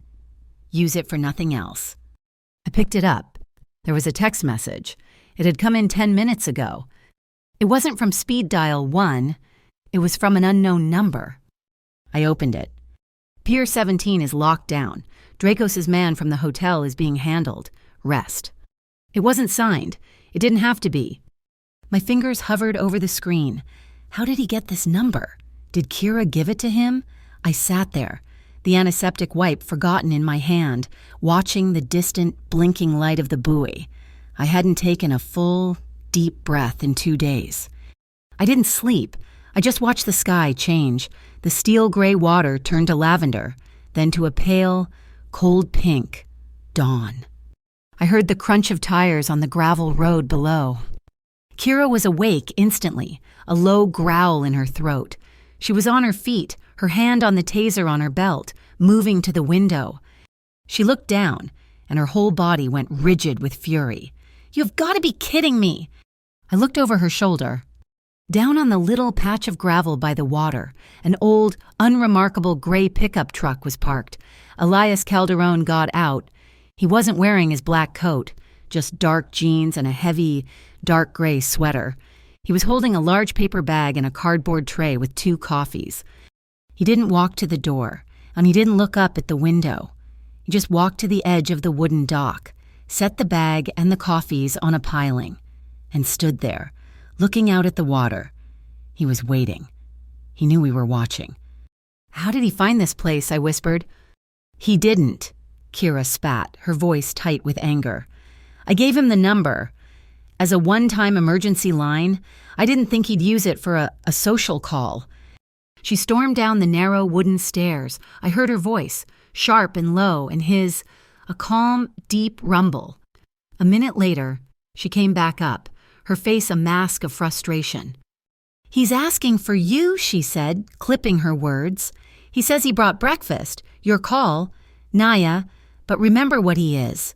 This isn't your friend." I walked down the stairs. The morning air was sharp and cold, stinging my lungs. He was still standing on the dock, his back to me. "You're okay," I said. It came out as a statement, not a question. "You got out of the hotel." He turned. His face was tired. He hadn't slept either. "I know the service tunnels," he said simply. He gestured to the bag on the piling. "The diner on Route 7. They make waffles. They're still warm." "You shouldn't be here," I said, my voice thin. "Kira's right. It's dangerous." "It's more dangerous for you to be alone." He picked up the coffee tray and held one out. Black, I remembered from the cafeteria. I took it. Our fingers brushed. His skin was warm, despite the cold. I stepped back, holding the door open. "You should come in. It's cold out here." He followed me up the creaking stairs into the attic. Kira was at the tiny table, pointedly disassembling and cleaning her taser. Ignoring him completely, the tension in the small room was so thick I could barely breathe. Elias set the bag on the counter. The smell of hot waffles and maple syrup filled the room. A scent so normal, so domestic, it felt like a violation. He didn't sit. He walked to the big window, and I stood near him. The table's length of distance Kira had imposed still between us. "This place," he said, looking out at the cranes just visible in the distance. "It smells like machine oil and low tide." "It smells like home," I said, surprising myself. "A little. I'm from Texas. My father worked on shrimp boats. He always smelled like diesel and salt." Elias turned to look at me, his gaze analytical. "You're not from Port Garrison." "No, I came here to get away. Start over." He nodded, sipping his coffee. "I had a sister," he said, his voice flat, matter of fact, as if commenting on the weather. "Leia. She loved the water. She disappeared a long time ago." He said it so simply, but the words landed like stones. Kira's words from the hotel hallway. He got the dragging his little sister out of a fire. He was telling me a piece of his truth. The hot coffee was warming my hands. The adrenaline from the night was finally gone, replaced by a bone-deep, crushing exhaustion. "I know about starting over," I said, my voice barely a whisper. I looked down at my coffee. "Before, at the restaurant, Trent, the manager the one I didn't fire," he corrected, his eyes on the water. He used to make me work doubles. He knew I needed the money. One night, I missed the last bus. It was almost 2 a.m. He'd already locked the front doors, and we said I could sleep in the dry storage pantry or walk home. It was raining. I hadn't meant to say it. The shame of it. I slept on a stack of flour bags because I couldn't afford a cab. The silence that followed was absolute. I heard Kira stop her movements. I looked up at Elias. He hadn't moved a muscle. He was still staring out the window, but his hand, the one holding his paper coffee cup, was clenched so tightly his knuckles were white. The cup was starting to crumple. A small, dark trickle of coffee leaking from the seam. He just stood there. His jaw was set so hard I could see the muscle jump. A sudden, violent gust of wind slammed into the boathouse. The entire attic shuddered, and the big window rattled in its frame, a sound like chattering teeth. The cold of the glass seemed to radiate inward. I shivered, a full body, uncontrollable tremor. It wasn't just the cold. It was the memory, the fear, the exhaustion. Elias finally moved. He set the crushed, leaking cup down on the counter. He didn't say a word. He walked to the cot, where a thick, dark wool blanket was folded. He picked it up and walked back to me. He didn't toss it at me. He stepped close, into my space, and draped it over my shoulders. As he did, his fingertips brushed the side of my neck, just below my ear. It wasn't an accident, it was deliberate, a fleeting, questioning touch. It lasted maybe 2 seconds, but my entire skin flared as if he'd held a match to it. Warmth spread from that one tiny point of contact, chasing the cold away. I looked up at him. He was closer than he had ever been. The space between us was gone. I could see the lines of exhaustion around his dark eyes. He wasn't the boss. He wasn't the monster. He was just Elias, and he was watching me, his gaze intense. This was the moment, the one he'd stepped away from in the hotel basement. This time, he didn't step back. This was the allowed moment. He tilted his head, just a fraction. It was a silent question. May I? I didn't move. I didn't breathe. I just waited. He leaned in. He moved so slowly, giving me every possible second to turn my head, to step away, to say no. I didn't. His lips touched mine. It wasn't a kiss of passion. It was a kiss of confirmation. It was slow and soft and breathtakingly gentle. It was a question. His hand, the one that had crushed the cup, came up, but he didn't grab me. He just placed his palm flat on my shoulder, his thumb resting against my collarbone. It was a gesture of steadying, of anchoring. I let out the breath I'd been holding, a small, shaky sigh. The sound of it made the kiss deepen, just a fraction. It was a promise and a question, all at once. My own hand, the one not holding the coffee, came up. I placed it on his chest. I could feel his heartbeat through the thick wool of his sweater. It was slow, steady, calm. I made the next choice. I leaned into him, just a half step, rising on my toes. It was all it took. He hesitated, a split-second pause, a tightening in his jaw. His eyes, still open, asked again, "Are you sure?" I answered by letting my coffee cup slip from my fingers. It hit the wooden floor with a dull thud. My hand was free. I moved it from his chest to the back of his neck, my fingers tangling in his hair.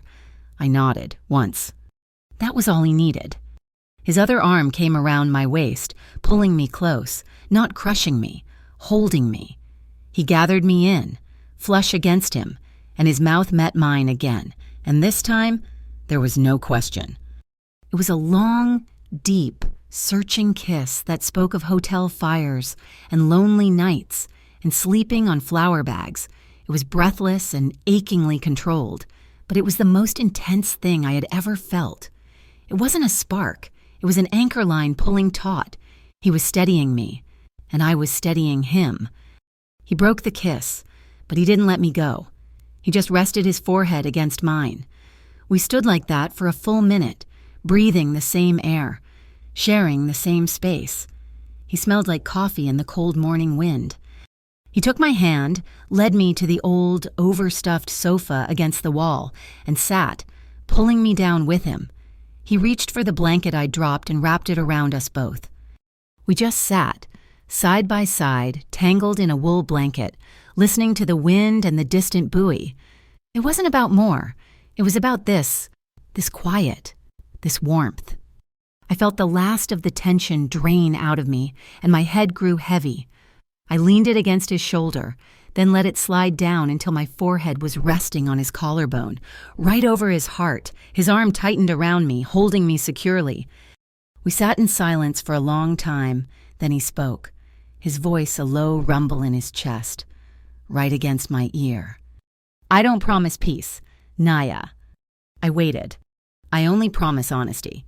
I must have fallen asleep, my ear pressed to his chest, listening to the honest, steady rhythm of his heart. The next thing I knew, the light in the room had changed. The sun was fully up, streaming in golden bars through the window. "All right," a dry voice said from the doorway. I jolted, sitting up. Kira was standing there, a fresh mug of coffee in her hand. She wasn't looking at us. She was looking at the empty waffle bag on the table, my spilled coffee cup on the floor, and the wool blanket that was now pooled around our feet. She raised a single, cynical eyebrow. "I'm glad everyone's rested." Elias and I moved apart, not guiltily, but like two soldiers returning to reality. He stood up, running a hand through his hair. "Palace," he said, and just like that, the boss was back. "She can't stay here," Kira said, "all business. Dracos will tear this city apart looking for her now that he's lost her." "And she can't go back to the pier," Elias countered. "Not alone. He owns the night security chief." "So what's the plan?" Calderon, Kira challenged, crossing her arms. "You're the one who dragged her into this spotlight, and you," she said, her sharp eyes landing on me, "are the one who decided to trust him." I stood up, pulling the blanket back around my own shoulders. I was the one in the middle. I was the piece on the chessboard, and I was done being moved. "No," I said, My voice was quiet, but they both stopped and looked at me. "You're both right. I can't stay here. I can't go back alone, and I'm not running, so from now on, you don't talk about me. You talk with me." I looked at Kira. "You want Dracos, you want his organization." I looked at Elias. "You want the leak. You want the person in your company who is helping him." They both stared at me. "It's the same person, isn't it? Dracos' man is your leak. We all want the same thing." Kira and Elias looked at each other. It was the first time I'd seen them in agreement on anything. "So, here's the plan," I said, feeling a strange, cold confidence settle over me. "We make a map, a trust map. I'm in the middle. I keep working at the pier. But I'm not your asset," I said to Elias. "And I'm not your witness," I said to Kira. "I'm the partner. We all coordinate. We all share. We set up signals. A code word for when I'm in danger. A code word for when you're being manipulated. No more secrets, no more separate games, or we all lose." Kira stared at me, a slow, dangerous smile spreading across her face. Elias just watched me, that small, almost imperceptible quirk at the corner of his mouth. "All right, partner," Kira said, grabbing a pen and a napkin. "Let's draw the damn map." The next morning, going back to Harbor Logistics was the strangest walk of my life. The air was cold, the same diesel and salt, but I was different. I was still Naya Delgado, independent auditor, but now I was also wearing a wire. Kira had met me at the bus stop, her face all business. "This is a button mic," she'd said, swapping out the third button on my simple white blouse. "The transmitter is flat. It goes in the small of your back, under your waistband. It's got a 4-hour rolling battery, and I'll be in a van 2 blocks away listening to every word. Don't fidget, don't touch it." So, I walked through the steel and glass fortress of Pier 17, feeling like I had a live wasp strapped to my skin. My new partner was waiting for me. Elias didn't greet me at the elevator. He was in the cafeteria, drinking the same bad coffee as yesterday. He just nodded, and the nod said everything. "The truce holds. Now get to work." The first thing I did was send a message to Orrin Lyle, the network accountant. I need the full, unredacted logs for Mauve Delta. Not just the weight manifests. I need the origin server, the destination routing, and every access stamp for the last 6 months. The reply was instant, Mr. Calderon already authorized it. It's a big file. Sending now. Orrin Lyle, it turned out, was a patriot. He didn't just send the log, he sent a second private file, a spreadsheet he'd been keeping himself. Been seeing ghosts in the machine for a year. His message read, figured it was time to show someone. I opened his file, and the whole game changed. Mauve Delta, the charity, wasn't just a cover for moving heavy goods. Orrin had tracked the type of product being mislabeled. It was high grade, recycled computer chips, the kind that are supposed to be destroyed but are worth a fortune on the black market. They were being smuggled out of Port Garrison. Not in? And the destination wasn't Port Garrison Outreach. That was just the first stop.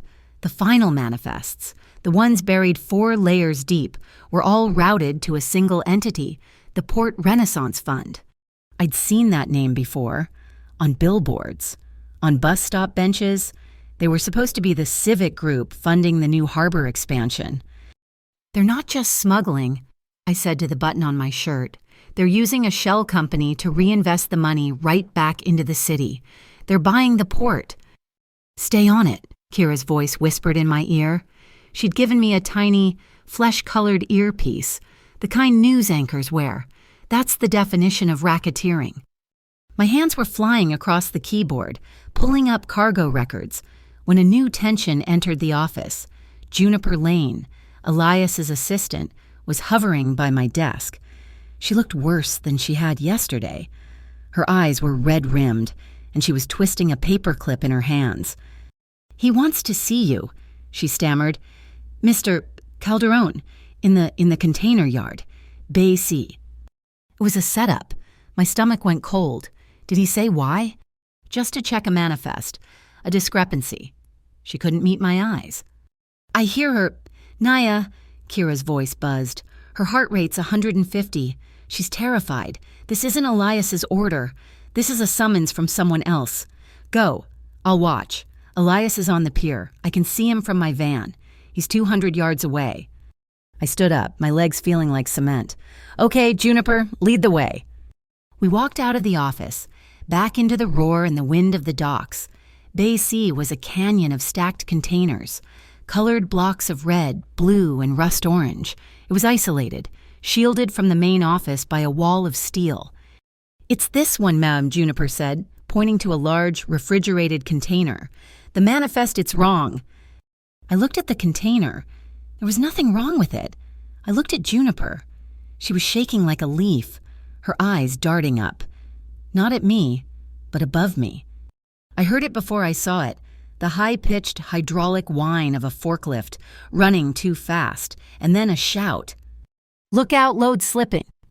I looked up. A massive 10-ton forklift, the kind used to move the containers themselves, was rounding the corner. Its forks were raised, carrying a flat rack pallet loaded with something, loose pipes. And the driver was Daryl Pike, the night security chief, the man from the logs. He wasn't stopping. He was accelerating. He swerved as if losing control.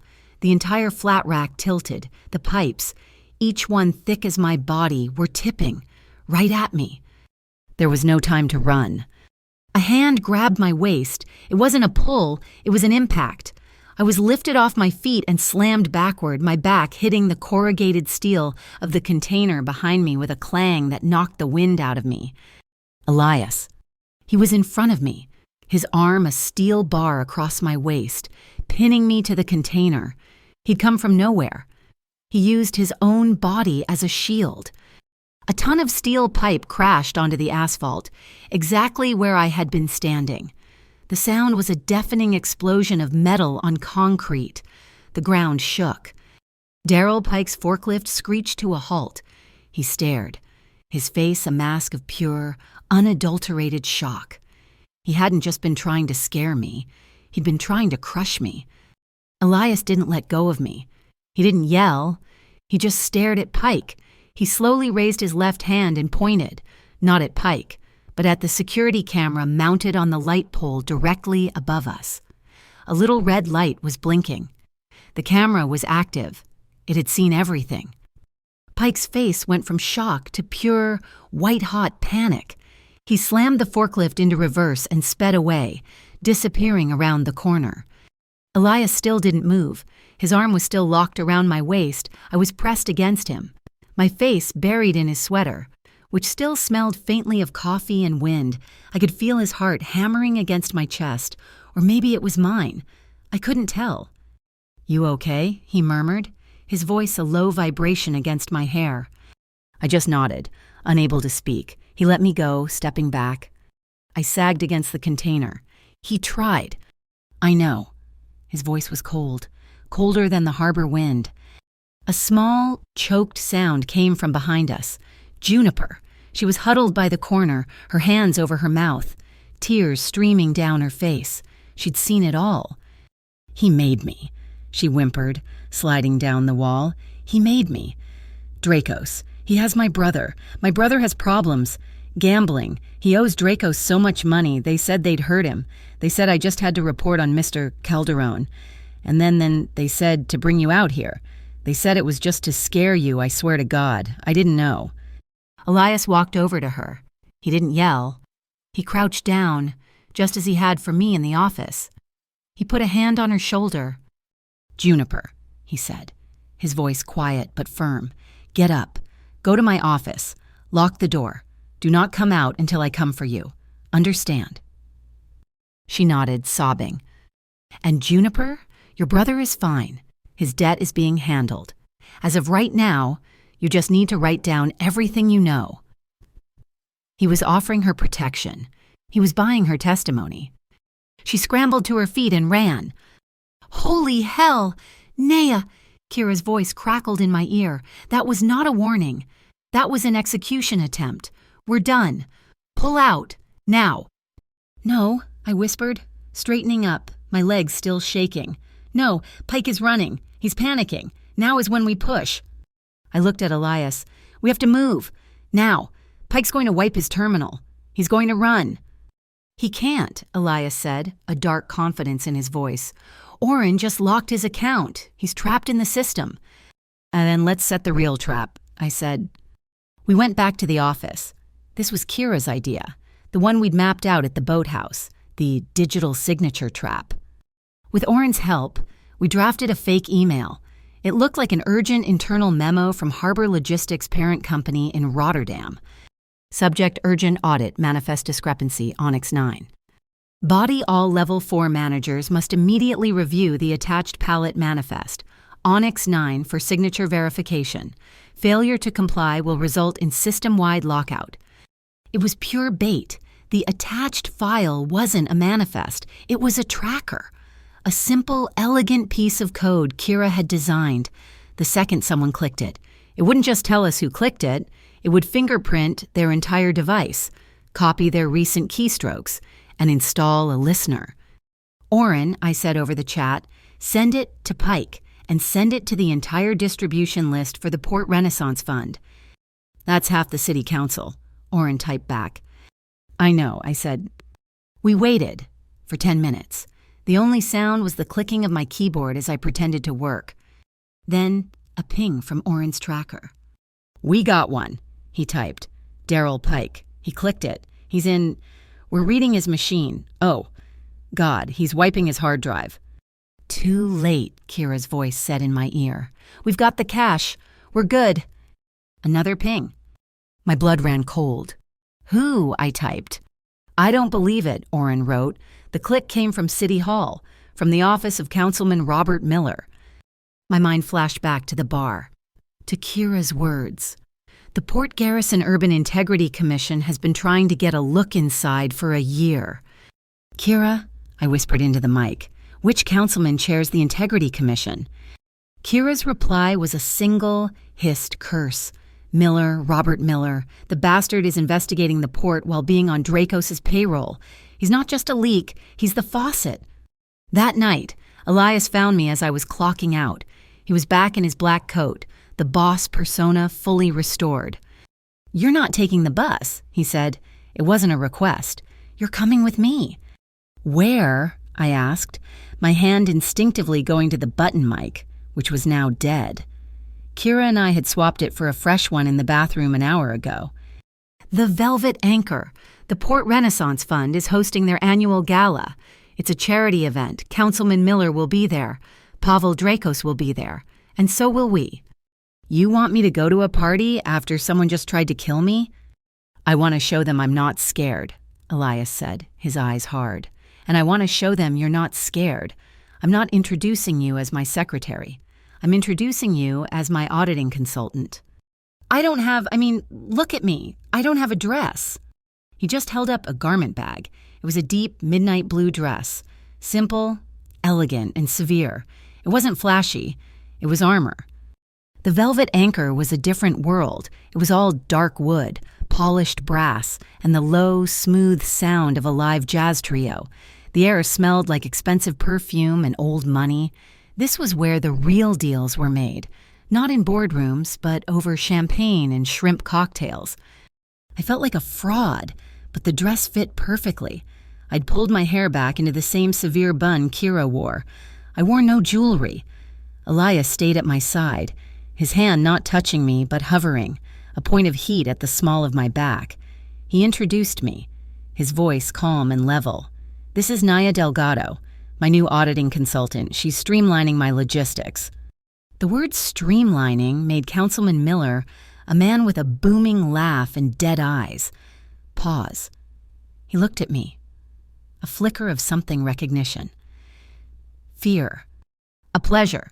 Miss Delgado," he said, shaking my hand. His was soft and damp. And then the room temperature dropped. A man was walking toward us. He was wearing a stark white dinner jacket, his hair blonde and swept back. He was smiling, a wide, friendly, political smile. It was Pavel Dracos. He looked nothing like the thug I'd pictured. He looked like a movie star. "Elias," he boomed, spreading his hands. "You came and you brought a guest." He turned his smile on me. It was like having a high-powered spotlight turned on my face. "You must be the famous Miss Delgado," he said, taking my hand. He didn't shake it, he just held it, his thumb brushing my knuckles. "I've heard so much about your resourcefulness. It's a rare quality in this city." My skin crawled. "I'm just good with numbers," I said, pulling my hand back. "I'm sure you are." He was still smiling, but his eyes were ice. He leaned in, as if to tell me a secret. "You know, this is a wonderful party, but it's so easy to get lost. Be careful you don't find yourself on the wrong side of the velvet rope." He gestured to the chair next to me, lightly tapping the armrest with his manicured fingers. "Enjoy the evening." As he did, his white jacket sleeve pulled back, and I saw it. On his wrist, a tattoo. It was a black, stylized image of a seagull, but the seagull's leg was attached to a heavy, broken chain. I didn't react. I just sipped my club soda, but under the cover of the table, I touched my own wrist. Signal. Threat identified. Across the room, disguised as a waitress. Kira Pallas met my eyes for a split second. She nodded, and I saw the glint of a camera lens from the tray she was carrying. "A shackled seagull," Kira's voice whispered in my ear. "That's the mark of the Sea Chain Gang. Mercenaries. They specialize in infiltrating secure facilities. Dracos doesn't just have moles, he has an army." Dracos was still talking to Elias, all smiles and false friendship, but I saw his eyes. They weren't on Elias. They were on me. He was looking at my reflection in the glass of champagne I was holding. He was trying to read my phone, which I'd foolishly placed on the table. He was looking for a number. Before I could move, Elias smoothly set his own glass down, right in front of mine, blocking the reflection. "Pavel," he said, his voice cutting through Dracos' charm. "I believe you were just leaving." Dracos' smile tightened. "Of course. A pleasure, Miss Delgado." He walked away. Elias leaned in, his voice a low murmur. "Give me your phone." "What?" "Your phone, the one from Kira?" I slid it into his hand under the table. He slid one back. It looked identical. A new burner. "That one is clean," he whispered. "He's already compromised the one you have." We didn't stay long. Elias took me home, not to the safe house, but to a new apartment, a corporate efficiency, clean and sterile, that he'd apparently had on standby. "You'll be safe here," he said. "There are 2 guards, my men, in the lobby." We rode up in the elevator. The silence was deafening. After the accident at the pier, the charged energy of the gala, I was exhausted. The elevator doors opened. He walked me to my new door. I turned, the key in my hand. "Thank you for today, at the pier." "We're partners," he said. It wasn't a reassurance. It was a fact. He didn't try to kiss me, he just stood there. And I didn't want him to go. Not yet. So I did the only thing I could. I stepped forward and rested my forehead against his, right there in the beige, brightly lit hallway. He didn't move. He just let out a long, slow breath, and his own forehead pressed back against mine. His hands stayed at his sides. My hands stayed on my keys. It was just a moment of stillness. We weren't the boss and the auditor. We weren't the targets. We were just 2 people, in a hallway, leaning on each other. This was more intimate than the kiss at the boathouse. The kiss was a question. This was an answer. The restraint, the control, the simple, shared pressure, it was a promise. He stepped back first. "Get some rest. Naya, tomorrow, we show them what the audit really looks like." He turned and walked to the elevator, his back straight, his steps silent. I watched him go, the unkissed space between us crackling like a live wire. I woke up in the sterile silence of the corporate apartment, the adrenaline of the gala, the heat of Elias's forehead against mine in the elevator. That silent, powerful promise, it felt like a different lifetime. For the first time in a week, I'd slept. I actually felt safe. That feeling lasted for about 10 minutes. My new phone, the clean one Elias had handed me, buzzed on the nightstand. It was a text from Kira. It wasn't words. It was a web link, www, Port Garrison Lighthouse, com, the lighthouse, the only independent news blog in the city. I tapped it. The headline hit me like a bucket of ice water. "Who is the Calderon mystery woman waitress seen in cozy getaway with harbor boss?" My blood stopped. It wasn't a story. It was a video slideshow, a series of grainy, long lens photographs of me and Elias at Kira's safe house. The boathouse. There was a picture of him getting out of his truck with the waffles. There was one of me at the top of the stairs, letting him in. And then there was the one taken through the big picture window, from the woods, hundreds of yards away. Me and Elias on the sofa, wrapped in that single dark wool blanket. My head was resting on his chest. His arm was around me. It was intimate. It was quiet. And in the context of this headline, it was absolutely damning. My stomach turned over. Kira's safe house, her federal safe house, This wasn't Draco's. Kira's text came in, hard and fast, right after the link. This wasn't a threat. This was a sale. Someone in my organization, or someone in his sold us out, sold you out. My hands were shaking. My name, I texted back. "Is my name in it?" "Not yet," she replied, "but it's coming. The comments are already on fire. Half the Black Harbor staff recognized you." As if summoned, my old burner phone, the one I hadn't touched, lit up on the dresser. A text message. It was from Henderson, the nervous manager from the Black Harbor. "Naya, I'm sorry. We're getting calls from reporters and some very unpleasant people asking about you, about last month. I can't have this kind of trouble. Please don't come back. I'll mail your final check." Just like that, my old life, the fantasy that I could just go back to being a waitress, it was incinerated. I wasn't just unemployed, I was infamous. I was the headline, the harbor boss's woman. The corporate apartment, which had felt like a refuge, now felt like a very clean, very beige prison. My new phone rang. The secure one, it was Elias. His voice was low, rough. I saw it. "Who?" was all I could manage. It doesn't matter who, he said, his voice flat and cold. The damage is done. Draco's just made you toxic. He's painting you as a commodity, not a partner. What do? I whispered. You stay put. You don't move. You don't answer the door. You don't... My old phone rang. A live call. I looked at the screen. Mama? My heart stopped. Elias, hold on. I clicked over, my thumb fumbling. Mama, are you okay? Is the storm? Naya Mia? Her voice was thin, scared. Who are these people? What people? Mama, what's wrong? I was already on my feet, pacing the small room. A man just called. Here, at the house. He had an ugly voice. Mija. He knew my name. He said you need to stop working for the men at the docks.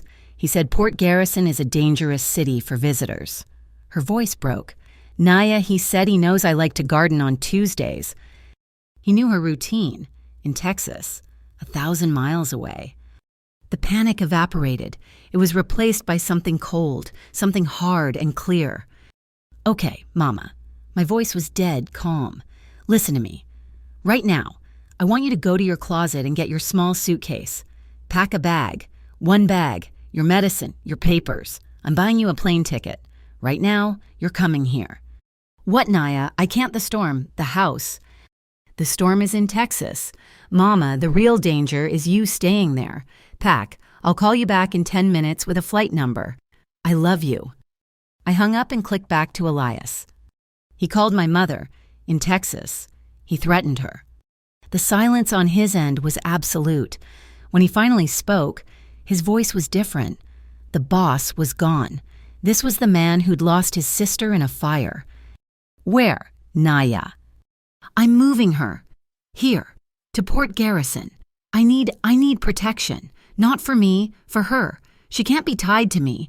She can't be tied to you. Kira, he said, the single word hanging in the air. Yes, I'll call Kira. She's federal. She can put my mother in a real safe house. Somewhere clean. Somewhere even your people don't know about. Done, Elias said. I'm sending an unmarked car to the airport. It will take her to whatever coordinates Kira provides. Draco's just made this personal. He's about to regret that. The next 2 days were a blur. I was a ghost in a beige apartment, booking flights, coordinating between 2 secret organizations. My mother, terrified and confused, was picked up by Kira's non-Elias, fully federal team, and disappeared. She was safe. I, on the other hand, was not. The fallout from the gala and from the video was immediate. Elias called. The pier. Now, we have a problem. The car he sent wasn't a town car. It was a black armored SUV. When I got to Pier 17, the place felt like a war zone. The air was poisonous. A giant, garish X was spray-painted on the main steel door of Warehouse 17. It was a bright, sickly pink. The sea chain mark, Elias said, his face carved from granite as we stood looking at it. It's a target, a public declaration. Dracos is telling my men that this warehouse belongs to him now. My stomach churned. Juniper, where is Juniper? Elias's jaw tightened. She never made it home. The men I sent to protect her brother, they found his apartment empty. Both of them gone. No, I whispered. And Oren? I closed my eyes. Please don't. He's in the hospital, Elias said, his voice flat. He was jumped in the parking garage last night, beaten. Not to kill him, but methodically. They broke his hands, both of them. They left him in the trunk of his car with a single, recycled computer chip in his mouth. They broke the accountant's hands, they took the witness, they tagged the building. Dracos was done playing in the shadows. We were in his office, the fortress. The windows were dark. It didn't feel safe. That's it, Elias said. He was standing with his back to me, looking out at the pink X far below. It's over.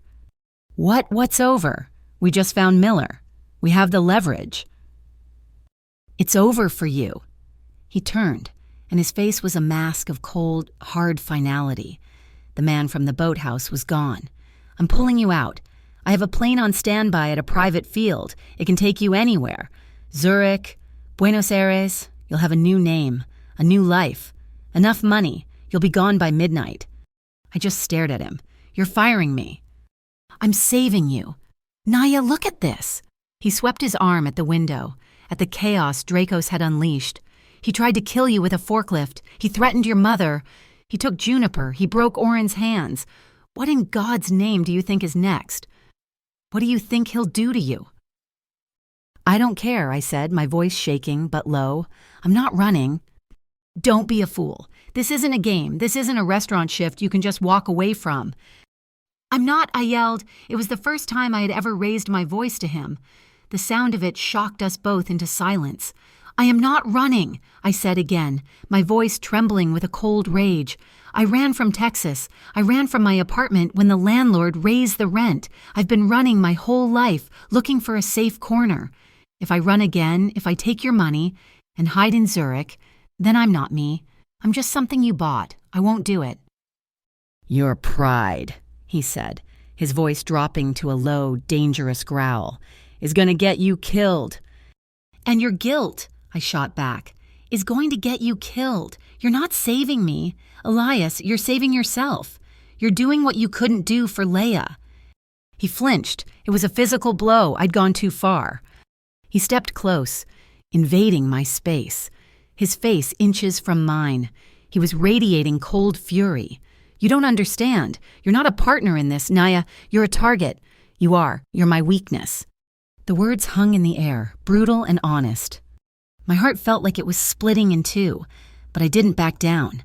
I held his gaze. Then, let me be your strength. The fight seemed to drain out of him, replaced by a deep, weary pain. He closed his eyes, about to speak. Before he could, my new phone buzzed, the clean one, the one only he and Kira had the number for. It was a text from an unknown number. It was just a set of coordinates, a GPS pin dropped in the middle of an industrial wasteland. Glassbone Junkyard, she's here. It's Juniper, I said, showing him the phone. It's a trap. I know, he said. He was already pulling on his black coat. I'm going. No, Kira's voice burst from the phone. She'd been on the line, listening to our entire fight. That's exactly what he wants. Elias, you go in. He takes you, and he wins. The team I sent to those coordinates, it's a trap. I just got the word. They found duct tape and zip ties, but no Juniper. As she spoke, the phone rang, not a text, a call, from the same unknown number. Elias's face went pale. He put it on speaker. The line was open. There was no hello, just the sound of breathing. Quick, shallow, panicked, a woman trying not to cry. Juniper, I whispered. Then Dracos's voice, smooth as silk. Good evening, Elias. Your girl is distressed, but she's alive, for now. What do you want, Pavel? Elias said, his voice pure ice. What do I want? I want what's mine. The Mauve Delta shipment, the real one, the chips. My buyers are impatient. You've locked down the pier. You've choked my supply line. You're costing me millions. It's not yours, Elias said. It is now. So here's the deal. Your auditor, the strength. My blood ran cold. He had the office bugged. He'd heard our entire fight. For my auditor, you bring me the chips, and you get your little secretary back. You have 1 hour. Glassbone Junkyard. Come alone. He hung up. No, Kira said instantly. It's a lie. He'll take the chips and he'll kill Juniper. He'll kill you both. Elias was pacing, his hands clenched into fists. I don't trade people, Kira, I don't. So you'll just hand him the keys to the city. Those chips are his whole operation. We lose everything. They were stuck. Elias by his code, Kira by her mission. Wait, I said.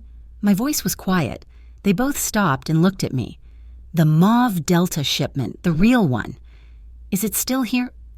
Yes, Elias said. Container 44B, the one you checked, the chocolates. They were just a decoy. The chips are in a false bottom. Then we don't give him the real one, I said. The plan forming, cold and clear. We give him a fake. We load a duplicate container. We fill it with bricks, scrap metal. Anything, but we tag it. Kira's eyes lit up. We put a GPS tracker on the container. We let him steal it. We follow him not just to his hideout, but to his buyer. We can take down his entire network." Elias looked at me, a new, sharp respect in his eyes. "He'll check the shipment. He won't just take a sealed box." "He won't," I said. "That's why I'm going." "No, Naya, absolutely not." "Yes, Elias, he doesn't trust you. He knows you'll bring muscle. He'll be expecting a trap. But me, I'm just the auditor, the weakness. He'll be overconfident. I'll go. I'll make the trade. You just be my backup, from a distance." He looked like he was going to refuse. "You said you'd be honest," I whispered. "Be honest. This is the only way. Trust me." Glassbone Junkyard. It was a mountain range of rust and shattered glass, lit by a few flickering, humming mercury lamps. I drove the truck myself. The duplicate container chained to the flatbed. It was full of scrap metal, and one very powerful, very small federal tracker. Elias was a ghost, a half-mile back, watching through sniper optics. Kira was in her van, coordinating a federal takedown team, 5 miles out, waiting for my signal. I got out of the truck. The wind whistled through a pile of wrecked cars. "You came alone," Dracos' voice. He stepped out from behind a crushed bus. He was in his white suit. It was spotless. I'm impressed. "Where is she?" I said, my voice not shaking. "In a moment. First, my property." He gestured, and 2 of his sea chain thugs, the ones with the seagull tattoos, climbed onto the flatbed. They had crowbars. They pried the door open. They looked inside. "It's scrap, boss." Dracos' smile didn't waver. "Of course it is. Did you really think I wanted the chips? I don't care about the chips, Naya. I care about the leverage." He stepped closer to me. I could smell his expensive cologne. Elias, he cares about these things. He cares about his little secretary. He cares about you. I just wanted you off the board. He reached out, his glove leather-clad fingers aiming for my face. "You don't belong in his shadow, little bird. You could have—" I slapped his hand away. "Where is Juniper?" His smile vanished. "You just made a very big mistake." Suddenly, the world exploded in light, floodlights from every angle blinding me. BI federal agents, hands in the air, hands in the air. Dracos.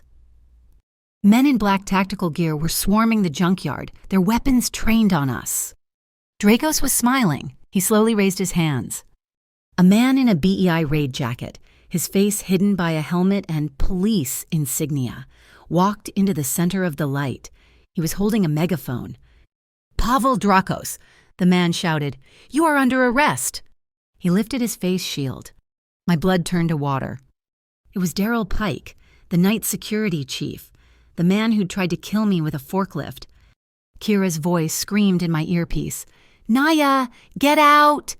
"It's a setup. The BEI it's compromised. Pike is the leak. He's not just working for Dracos. He is the government." Pike looked right at me, a cold, triumphant smile on his face. "Naya Delgado, thank you for bringing us the bait. You're under arrest for attempted bribery of a federal officer." His men weren't aiming at Dracos. They were all aiming at me. This was the part of the movie where the heroes are supposed to be cuffed, heads bowed, the triumphant villain monologuing as the credits roll. Pike was smiling. That greasy, superior smile Trent Barlow used to have, but this one had a federal badge and a gun. He took a step toward me, holding a pair of plastic zip ties. "Naya Delgado," he said, his voice dripping with fake authority. "You are under arrest for the attempted bribery of a federal officer, conspiracy, and—" Dracos, standing by the crushed bus, let out a theatrical sigh. He brushed a piece of dust from his perfect white jacket. "Well, Officer Pike, this is all very official. A shame. Really, a dirty auditor," he tisked. "I'll leave you to your federal business. My men and I will just be on our way." He started to walk toward the gate, casual, like he was leaving a boring party. His sea chain thugs lowered their weapons, ready to follow. This was the plan. Pike arrests me, the problematic witness. Dracos, the helpful citizen, walks away clean. "Kira," I whispered into the mic, my body frozen. "They're all aiming at me. Where are you?" "Hold on, kid, hold. I wasn't going to last that long." Then, a sound. Not the distant sirens, a sound like a screaming animal. A high-pitched, metallic screech of tires on asphalt, coming from the side gate, the one that led to the access road. A black, armored SUV Elias's smashed through the chain-link fence as if it were tissue paper. It wasn't Elias, not at first. It was one of his men, a silent driver I'd seen in the halls, but Elias was in the passenger seat. The SUV didn't drive to me. It drove through the scene. The driver cranked the wheel, sending the multi-ton vehicle into a controlled spin. It slammed broadside into a mountain of wrecked cars, right next to the two BEI agents Pike had posted as snipers. The entire pile collapsed, burying the two men in a cascade of rust and steel. Before the truck even stopped moving, Elias was out. He didn't have a gun. He didn't need one. Two of Pike's men, startled, turned and raised their rifles. Elias moved faster than I thought possible. He wasn't a brawler. He was a surgeon. He moved inside the first man's reach, a quick, precise strike to the throat and another to the knee. The man went down, gagging. The second man fired, but Elias was already using the first man as a shield, spinning, and a sickening crack echoed as he disarmed the second man and broke his arm. It took 4 seconds. "Shoot him!" Pike shrieked, his composure shattering. "Shoot, Calderon!" The entire junkyard erupted. Pike's corrupted BI agents opened fire on Elias, who was now using the armored SUV as cover. "Naya, now." I didn't hear Kira's voice in my ear. I heard it live. Something small and black rolled into the center of the junkyard. A deafening bang and a flash of white light exploded in front of me, a flashbang. My vision went white. My ears were ringing. The world was just a high-pitched whine. A hand grabbed the front of my jacket, yanking me off my feet. "Move! Naya, move!" It was Kira. She was here, dressed in the same black tactical gear as Pike's men, but with no patches. She must have come in with Elias's team, a ghost in the chaos. She was dragging me toward the truck I'd driven in, toward the scrap metal container. "She's getting away." It was Draco's. His voice was a snarl. He'd lost his cool. The movie star was gone. A shot, a crack that sounded different, louder. The wooden side panel of the flatbed truck, right next to my head, exploded in a spray of splinters. I was shoved, hard. Elias. He'd left the cover of the SUV and thrown his body between me and Draco's, slamming me flat against the massive truck tire. "Get behind it," he grunted. Another shot. Elias cried out. It was a sharp, punched-out sound, a grunt of pure agony. He stumbled, his hand flying to his left shoulder. "Elias!" I screamed. "I'm fine," he gritted out, but I saw the dark, wet patch spreading instantly, soaking the shoulder of his black sweater. He was hit. "Go." Kira was pulling me, her grip like iron. "We have to move, extraction plan, go." But as she pulled me, my eyes, blurred from the flashbang, saw something. Near Pike's command car, a small, huddled shape on the ground. It was Juniper. She was alive, her hands zip-tied, her face pale with terror. They had brought her. She was the bait, and in the firefight, they had just left her. "Juniper," I screamed. I ripped my arm out of Kira's grasp. "Naya, no, it's too hot." "Cover me," I yelled, and I ran. I've never been brave. I'm a waitress. I save tips. I hide from landlords, but seeing her there, seeing Elias bleeding, the part of me that was scared just burned away.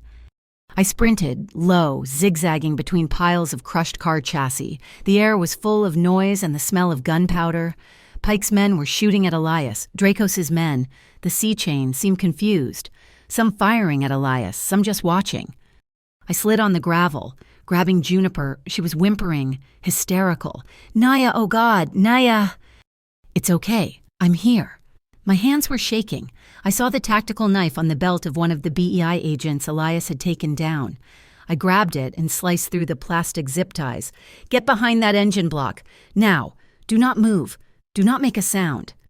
I shoved her into the darkness behind a massive, greasy V8 engine, and she disappeared. I took a deep breath, my back against the scrap. The battle was a three-way mess. I risked a look. Elias was back behind the SUV. He was moving stiffly, his left arm completely useless, hanging at his side. He'd stumbled during his run, and he was limping badly, but he was still fighting, holding a pistol he must have taken from one of Pike's men in his right hand. He wasn't shooting, he was watching. His eyes scanned the chaos, ignoring the bullets sparking off the metal around him. He wasn't looking for Pike. He wasn't looking for Dracos. He was looking for me. Our eyes locked across the 50 yards of scrap. His face was pale with pain, but his eyes were sharp. "Are you safe?" My hand was trembling. I raised it, just high enough for him to see. I gave him the simple okay signal. I saw the tension leave his shoulders. He visibly relaxed, took a breath, then leaned out from behind the SUV and fired 3 precise shots, neutralizing another one of Pike's men. He needed to know I was safe before he could get his head back in the fight. "All right, you corrupt sons of bitches." Kira's voice. It wasn't from my earpiece. It was amplified, booming across the junkyard from a bullhorn. She was on the roof of her van, which was now parked on top of a pile of crushed sedans, giving her a high-ground vantage point. "You like economic integrity," she roared. "How about some real transparency?" There was a high-pitched electronic whine. On the highway that overlooked the junkyard, a massive digital billboard lit up. It usually advertised a 2-for-1 steak dinner or a local casino. Tonight, it flickered, turned blue, and then my desktop screen appeared. The fake email, subject urgent audit, manifest discrepancy, Onyx 9. And then, the tracker log, a massive glowing spreadsheet. Click verified D. Pike Terminal BEI Field Office. Click verified R. Miller, Terminal City Hall. Kira had hacked the billboard. She was broadcasting the unadulterated evidence, the sting to the entire city. Down in the junkyard, the fighting stuttered. The C-Chain thugs, Dracos' mercenaries, stopped firing. They looked at Pike. They looked at the glowing billboard. They looked back at Dracos, who had gone pale. They were mercenaries. They were getting paid to smuggle chips for Dracos. They were not getting paid to be the fall guys for a corrupt federal agent whose name was now plastered 50 feet high on the highway. The double-cross was being double-crossed. One of the C-Chain, a man with the gull tattoo visible on his neck, slowly, deliberately, turned his weapon. He wasn't aiming at Elias anymore. He was aiming at Daryl Pike. "What are you doing?" Pike shrieked, his voice cracking. "He's the enemy! Shoot Calderon!" "You're a liability, officer," the C-Chain thug growled, his voice full of gravel. And then, the sirens. This time, it wasn't a trick. It was a flood. A dozen vehicles, their blue and white lights washing the junkyard in a pulsing, chaotic glow. They weren't BEI black and whites. They were the cars of the federal commerce wardens, Kira's real team. They poured in through the main entrance, forming a perfect, disciplined, tactical perimeter. They blocked every exit, but they didn't engage. They didn't storm the field. They just watched. A third, official power, turning the junkyard into a pressurized trap. Pike was cornered by the C-Chain. Dracos was in a standoff with Kira, and Elias was limping toward me, using the scrap piles as cover. He was bleeding heavily now, his face gray with shock and pain. "Naya!" He grabbed my good arm, his grip surprisingly strong. "The feds are here. This is our exit." He gestured to a dark hole in the back fence. "We have to fade. Now, let them sort this mess. We'll be ghosts." I looked at him, his face streaked with grime and blood. I looked at the chaos. I looked at the unblinking, observing line of FCW vehicles. "No, Naya, this is not the time to argue. We're compromised." "If we run," I said, my voice as hard as the steel around us, "we're guilty. The headline tomorrow will be Harbor Boss Calderon and his accomplice escape federal raid. The truth will be buried with Juniper. I am not running." "What, then?" he hissed, leaning against a rusted car door. This? I looked up at a stack of rusted, hollowed-out shipping containers. Kira, I said, my hand going to the button mic on my collar. The mic. Is it still hot? Is it live? A crackle in my ear, loud and clear. Kid, what are you doing? Don't do it. Do it, I said. I started to climb. My hands were raw from my fall, but I found purchase. Naya. Elias tried to grab my ankle, but his wounded shoulder gave out. He grunted in pain. I hauled myself up, scrambling onto the flat, cold, wet roof of the top container. I was above the floodlights. I was visible to everyone. Pike's terrified men, Dracos' turncoat mercenaries, Kira's professional, observing FCW perimeter. And on the highway above, cars were stopping, people were getting out, their cell phones held up, recording the billboard and me. A crowd was forming at the fence line, night shift workers from the neighboring factories, drawn by the noise. I tapped the button mic. Kira, patch me through the bullhorn. You're insane. Done. I took a deep breath. My name is Naya Delgado. My voice, amplified 1,000 times, boomed across the junkyard, echoing off the mountains of scrap. The shooting stopped. Every sound except the sirens and the humming billboards ceased. My name is Naya Delgado, I shouted, my voice shaking but clear. I am an independent auditor for Harbor Logistics, and you are all witnesses to a crime. I pointed up at the massive, glowing screen. Look at the billboard for the last 6 months. Councilman Robert Miller and Bureau of Economic Integrity, Officer Darrell Pike.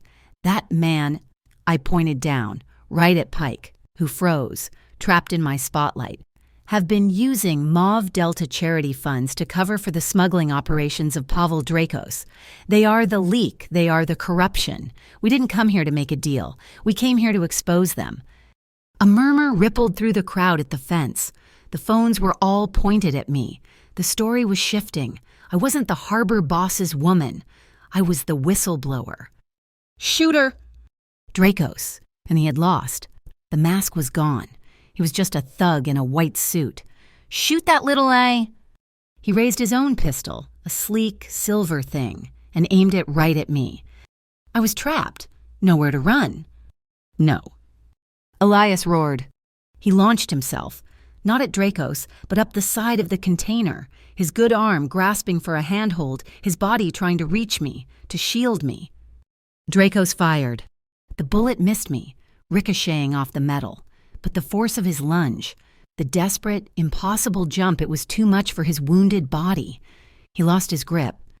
He was knocked off balance, crashing 10 feet down onto a pile of scrap metal and broken glass. He didn't move. Elias? Another shot. Wawang. It wasn't from Dracos. It was from Kira.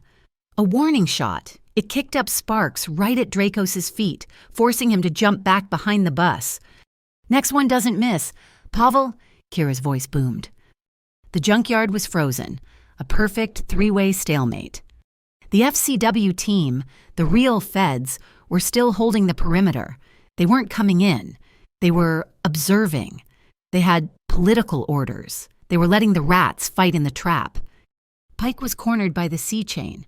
Dracos was in a standoff with Kira. And Elias was down. I scrambled down the container, my hands raw and bleeding. I ran to him. He was conscious, his face pale and slick with sweat and rain, the fall. His shoulder, it was bad. I fell to my knees in the mud and glass beside him. You climbed, he coughed, a grim, pained smile twisting his lips. Of course you did. I grabbed his hand, his right hand. It was covered in blood from his wounded shoulder. It was warm and sticky. I didn't care. I squeezed it, my anchor in the chaos. Don't you pass out, I whispered, my voice trembling. Don't you dare. We're almost there. We're at the part where we win. He squeezed back. His grip was weak, but it was there. He looked up at me, his dark eyes filled with a pain I'd never seen, and something else, something that looked like pride. And he held on. Kira's warning shot was still echoing off the scrap metal. The junkyard was a frozen moment of shock. "West side the hollow stack move," Kira's voice crackled. Not in my ear, but from the darkness behind me. She was laying down suppression fire, short, controlled bursts that were not aimed to hit, but to move. They sparked off the BEI vehicles, forcing Pike and his men to duck. "Elias," I said, panic rising. I grabbed his good arm. "Elias, up, we have to go."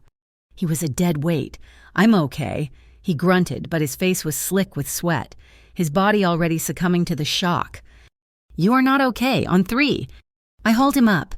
His right arm slung over my shoulders. He cried out, a muffled sound of pure agony, as his wounded left side scraped against me. He was heavy, but the adrenaline was a fire in my veins. We were a broken, 3-legged thing, stumbling and sliding through the mud and glass. The air was alive with the zing of bullets passing us. Draco's was firing now. Pike's men were firing. We were the only targets moving. In here, Kira was holding open the door of a hollowed-out shipping container, one stacked on the bottom of a pile. It was a dark, steel cave. I practically threw Elias inside, and he collapsed onto the cold metal floor. I scrambled in after him, and Kira slid the heavy door shut, plunging us into a suffocating darkness. The world went silent. The roar of the junkyard, the sirens, the shouting, all of it was muffled, distant. The only sounds were our breathing. Mine, high and ragged, and Elias's, which was shallow and had a wet, hitching quality that terrified me. "Juniper, in," Kira commanded. I saw a small shape scramble in from the floor, where she'd been hiding. Juniper was here, crying silently. A click, and a harsh white beam of light blinded me. Kira had a tactical flashlight. She handed me a smaller one. "Hold this. On him, now." I did. The beam landed on his left shoulder, and my stomach dropped. The bullet had gone all the way through. It was a mess of torn black fabric and dark, pulsing blood. "Kira," I whispered. "It's a clean through," she said, her voice all business. She was ripping open a field medical kit. "That's the good news. The bad news is he's bleeding out. This is gonna hurt, boss." She uncapped a plastic bottle of antiseptic. "Just do it," Elias gritted, his eyes screwed shut. Kira poured the liquid. Elias's entire body went rigid. He didn't scream, but a low, animal sound was torn from his throat. Kira pulled out a suture needle and thread. "Naya, the light, I need it steady." My hand was shaking. The beam of light was dancing, painting frantic circles on his wound. I can't keep it still." "Get it together, kid. He doesn't have time for this." "It's my fault," I whispered, the words tumbling out, hot with tears. "It's my fault.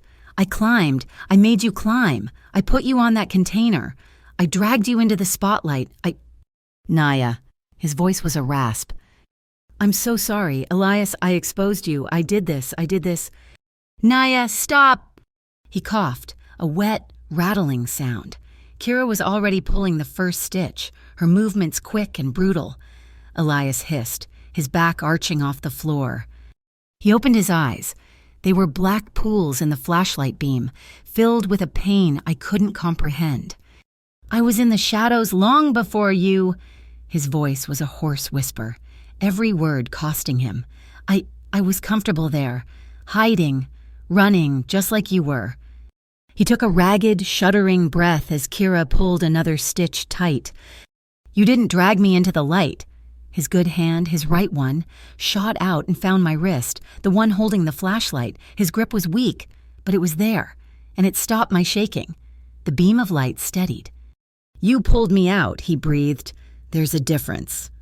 The words hit me harder than any bullet. It wasn't an absolution. It was a confession. He wasn't talking about the junkyard. He was talking about his life. He was talking about Leia. "But look at you," I sobbed, the tears dripping from my chin onto his chest. They the news. They called me your woman, your trophy. I'm just a prop, a shield, a prize for Dracos or for you." It was the fear from the headline. The fear that I wasn't a partner, just property. "Kid, if you don't shut up, he is going to die," Kira snapped, not looking up from her work. No. Elias's voice cut through the darkness, sharp with authority, even through the pain. His grip on my wrist tightened. He tugged my hand, the one with the light, pulling it down, pulling me down, until the beam was just illuminating our faces, inches apart. "You are not a trophy," he said, his eyes burning into mine. "You are not a shield." He held my gaze, and in his, I saw the waitress, the girl with the cracked shoes, the girl who told off his men. He saw me. "You are my partner."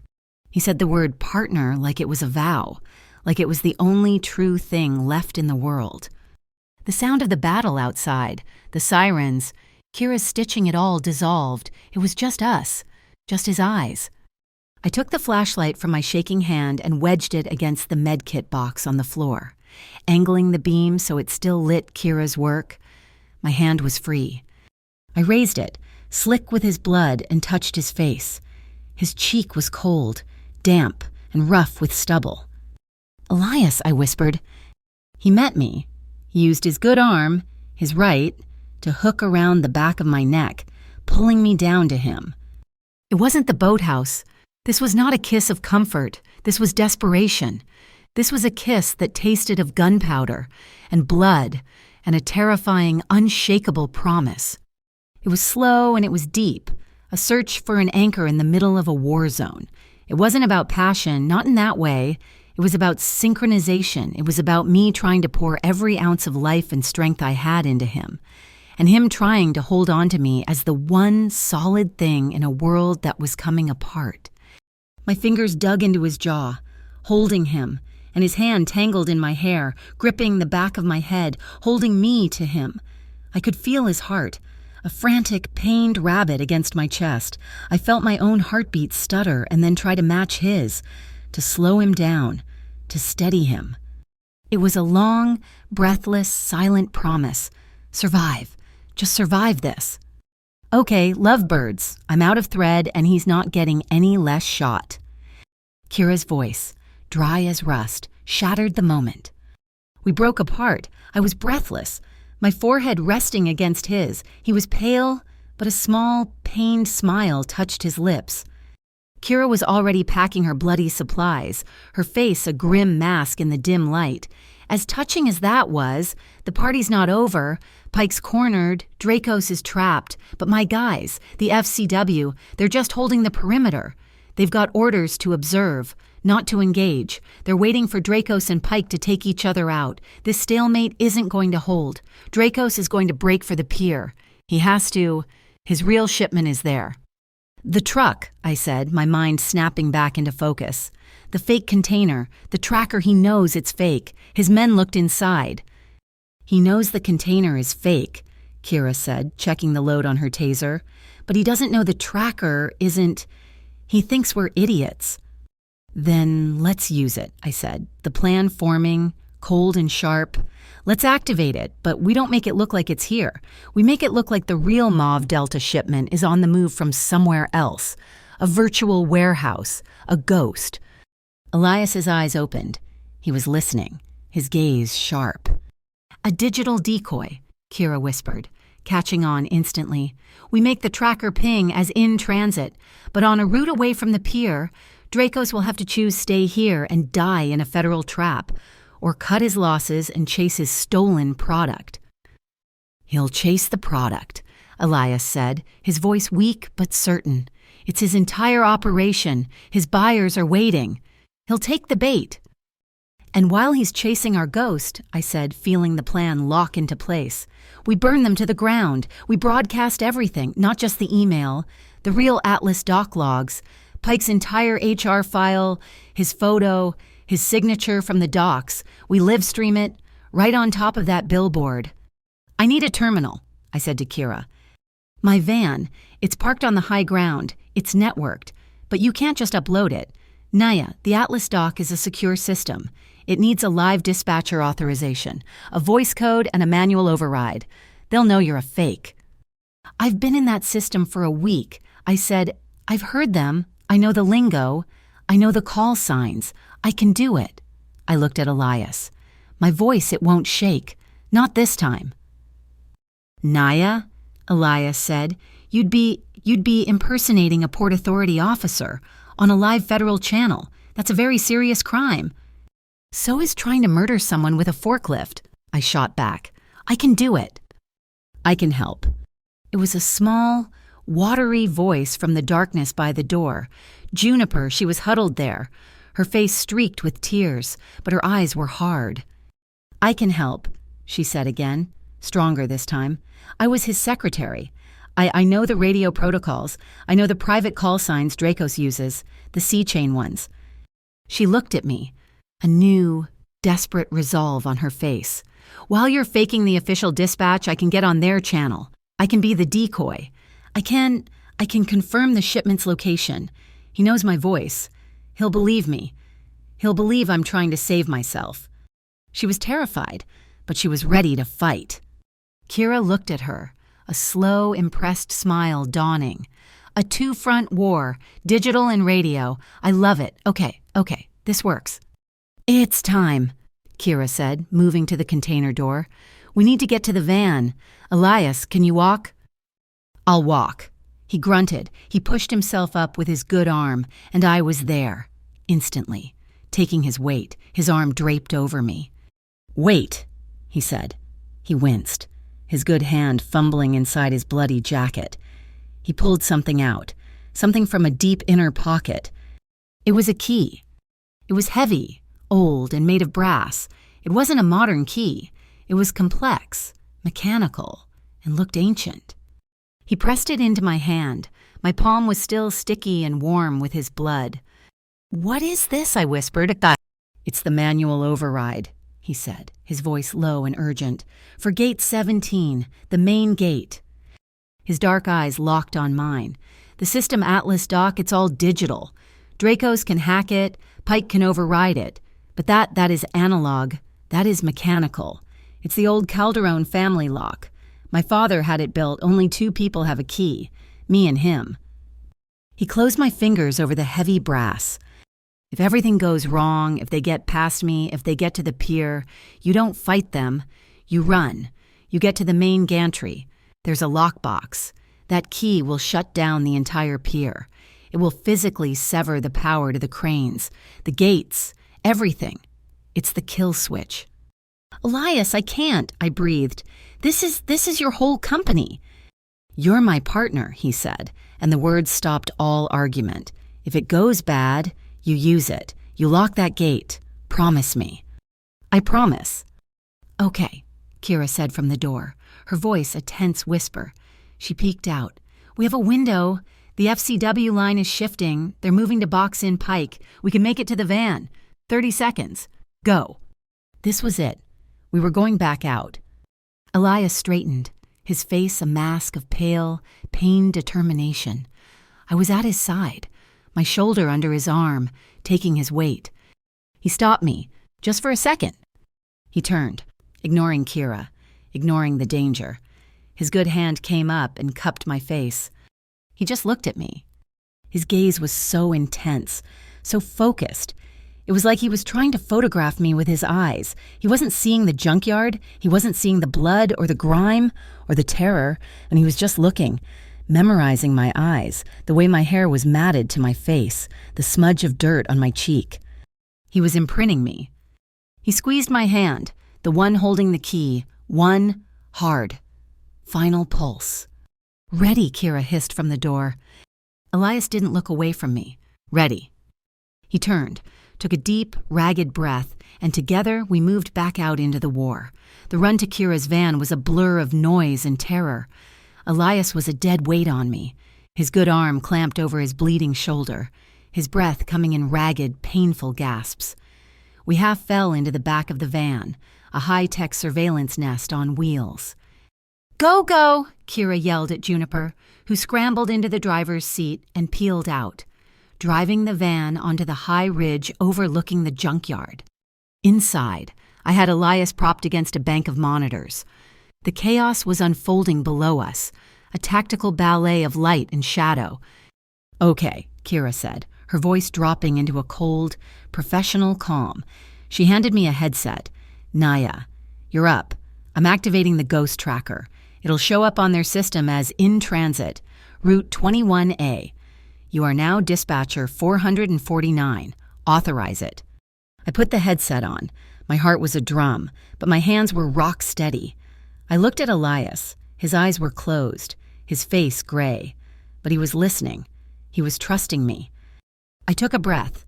Atlas Command, this is Dispatch 449 code 90 Delta. I am confirming a manifest redirect on Mauve Delta. Authorization code Alpha 6539. Shipment is now hot. En route to secondary holding. My voice was flat, monotone, boring. It sounded exactly like the dispatchers I'd been listening to for a week. Perfect. Kira breathed. She pointed to Juniper. You're up, kid. C-chain channel, make him panic. Juniper, her face pale but her eyes burning, picked up a different radio. She took a shuddering breath. This is Secretary, she cried, her voice high and terrified and utterly believable. He's moving it. Calderon's moving it. The real shipment, he's double-crossing Pike. It's on Route 21. I heard them. Oh, God, don't leave me here. Don't. We watched the scene below. Pavel Dracos, who had been in a standoff with Pike's men, froze. He looked at his radio. He looked at Pike. He heard Juniper's betrayal. He heard my official dispatch confirmation coming over his own hacked comms. It was the perfect pincer. His shipment was stolen. His federal asset was a liability. Get to the pier, Dracos roared at his men. He scrambled into his own car. Forget Pike, get the shipment. He tore out of the junkyard, his men right behind him, racing toward Pier 17. He took it. I breathed, ripping off the headset. He took the bait. Daryl Pike, his face a mask of pure panic, saw his entire plan, his immunity, his paycheck driving away. He screamed at his remaining BEI men. Back to the pier. Lock it down, help him. We have to beat them, I said, looking at Elias. Juniper, get him to my private doctor. Elias grunted, his voice weak. There's a card in my pocket. Go. No, Juniper said. I'm driving you. We're all going, Kira said, climbing into the passenger seat. Naya, back of the van, with him. Keep pressure on that wound. Juniper drove. She drove like a demon, taking shortcuts through alleys I didn't know existed. I was in the back.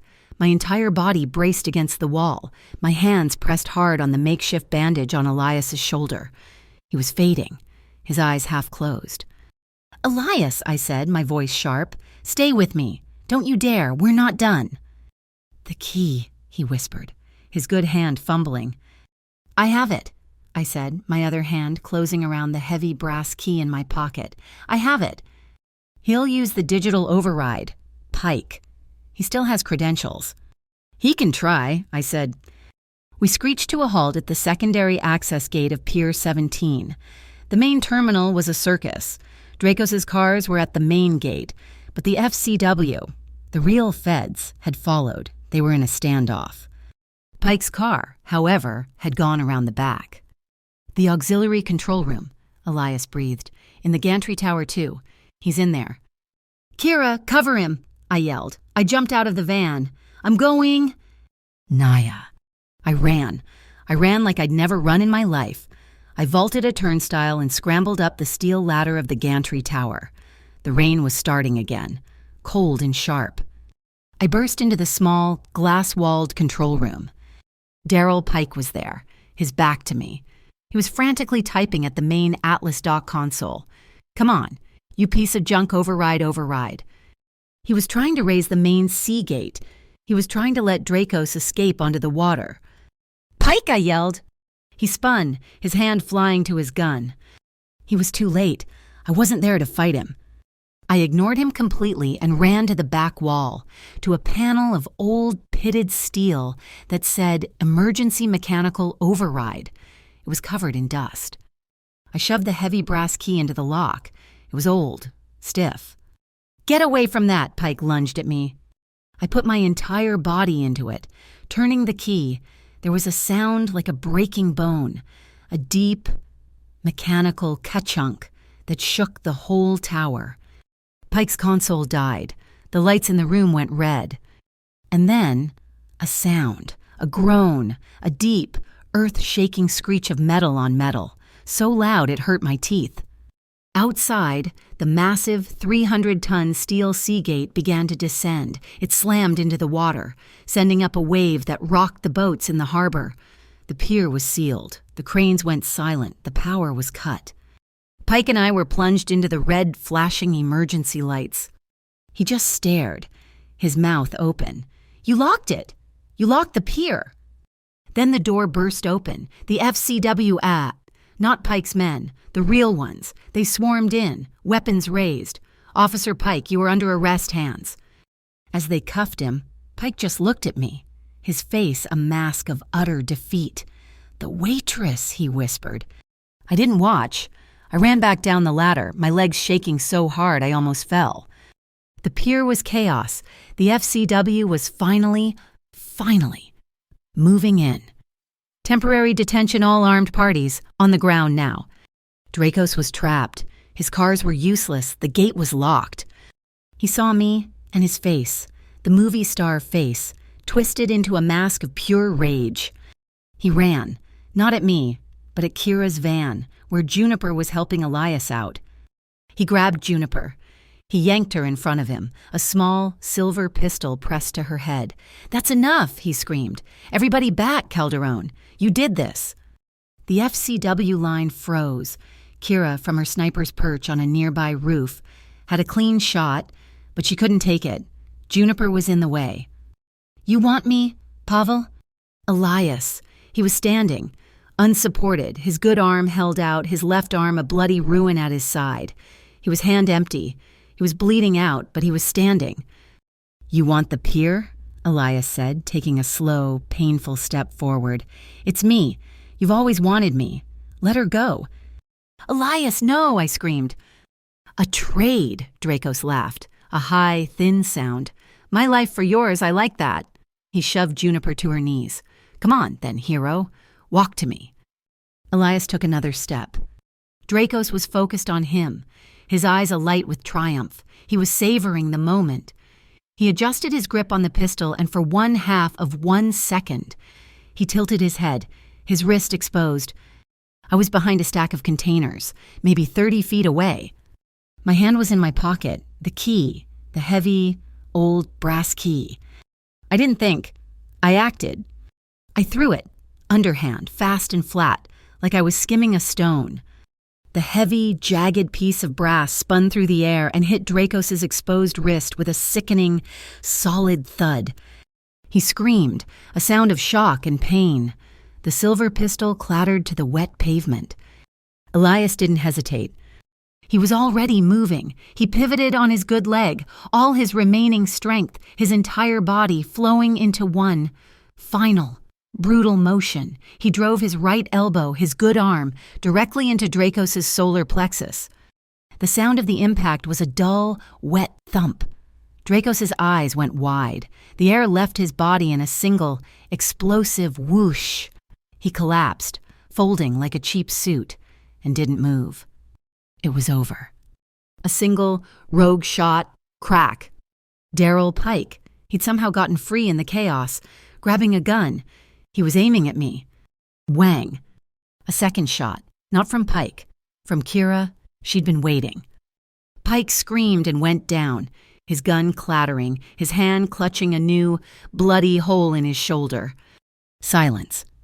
The only sound was the rain and the sirens and the clicking of 100 sets of handcuffs as the FCW swarmed over Dracos, Pike, and the entire, shocked Sea Chain crew. Juniper was on her knees, crying not in fear but in relief. The dock workers, the ones who had been watching from the perimeter, who had seen my speech at the junkyard, who had recorded it all, they started to cheer. A low, hesitant sound at first, then a roar. I just stood there. My hand, the one that had thrown the key, was trembling. And then I started to laugh, a small, stupid, hiccuping laugh. The city. For the first time, it felt like the city was actually on my side. He was leaning against a concrete pylon, his eyes closed. The feds were around him, a medic trying to get to him. But he was waving them off. He was waiting. I walked toward him, moving through the pulsing blue and red lights as if in a dream. The world had tunneled. It was just him. He opened his eyes as I got close. His dark, pained gaze was full of everything.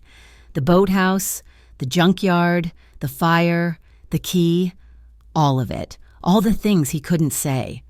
I stopped in front of him. I raised my hand, the one that was still covered in his blood, and I placed it flat on his chest, right over his heart.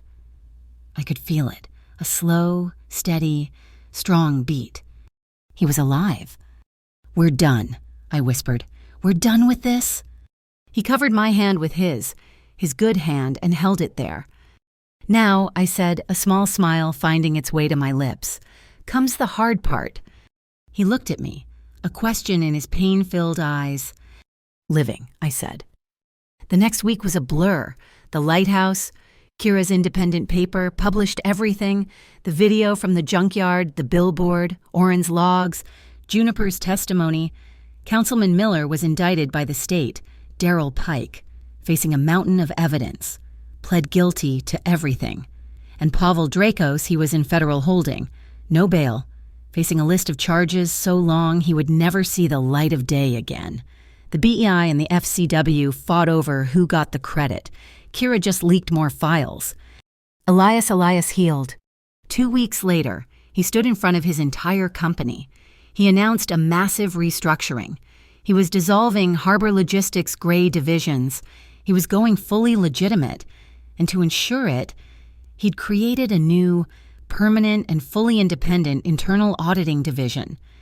Its new director, he said, was Miss Naya Delgado.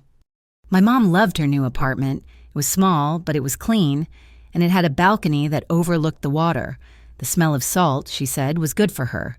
She was safe. I was safe. I'd even enrolled in a night school program at the community college, supply chain management. That night, I was on the roof of our new building, just watching the cranes move across the water. "They're going to give you a complex?" I turned. Elias. He was standing there. No bodyguards, no black coat, just jeans and a dark sweater, the same one from the boathouse. His arm was in a sling, but his eyes were clear. He was holding a greasy pizza box. "And they're just moving," I said, smiling. "I like to watch them work." He sat next to me on the ledge, our legs dangling over the city. He opened the box. Pepperoni, cold. "So," he said, handing me a slice, "the legendary Calderon kill switch. My father would be horrified." "Hey," I said, taking a bite, "it worked." It did. He smiled, a real, genuine smile. "I hear it's already a legend on the docks. They're not calling it the Calderon Key. They're calling it Naya's knuckleball." We laughed. We just sat there, eating bad pizza, high above the city that had almost killed us both. The air was cold, the wind sharp. "You're shivering," he said. He picked up a thick blanket he'd brought, the same dark wool as the one from the boathouse, and draped it over both of us. He pulled me in, not with passion, but with a simple, solid warmth. I leaned my head on his good shoulder. We sat in silence for a long time. "So," I said, my voice small, "the new office is big." "It's what you earned," he said, his voice a low rumble against my ear. "And you'll be there, I mean, at the pier." He turned his head. Our faces were very close. "I'm not going anywhere." "Good," I whispered. "Me neither." Is that an audit?" he murmured, his lips brushing my temple. "It's a promise," I said. He kissed me. It wasn't the desperate, frantic kiss from the junkyard. It was slow. It was calm. It was the easiest, most natural thing in the world. It was a kiss that tasted like cold pizza and a future. It was full of trust, and the quiet, shared smile in his eyes told me we were both, finally, safe. We just held each other, wrapped in a single blanket, two partners, finally at peace. It was all perfect. Until the next week, I was in my new office, my office. There was a plain manila envelope on my desk, no return address. Inside, there was no note, just a single, old, black and white photograph, slightly faded. It was a picture of 3 teenagers, standing on a pier, smiling, a young Elias, looking happier than I'd ever seen him, a young girl, his sister, Leia. And standing next to them, his arm slung familiarly around Leia's shoulder, was a smiling, handsome boy. A much, much younger Pavel Drakos. The file was closed. The case was over, but I had a feeling our story was just getting started. Thank you so much for listening to my story. Where are you tuning in from? I'd love to hear from you. Please, let me know your thoughts in the comments so we can all connect and share. Don't forget to subscribe to my channel, Mafia Boss Stories, and like this video. And if you enjoyed this story, please support it by hitting that hype button so it can be heard by even more people.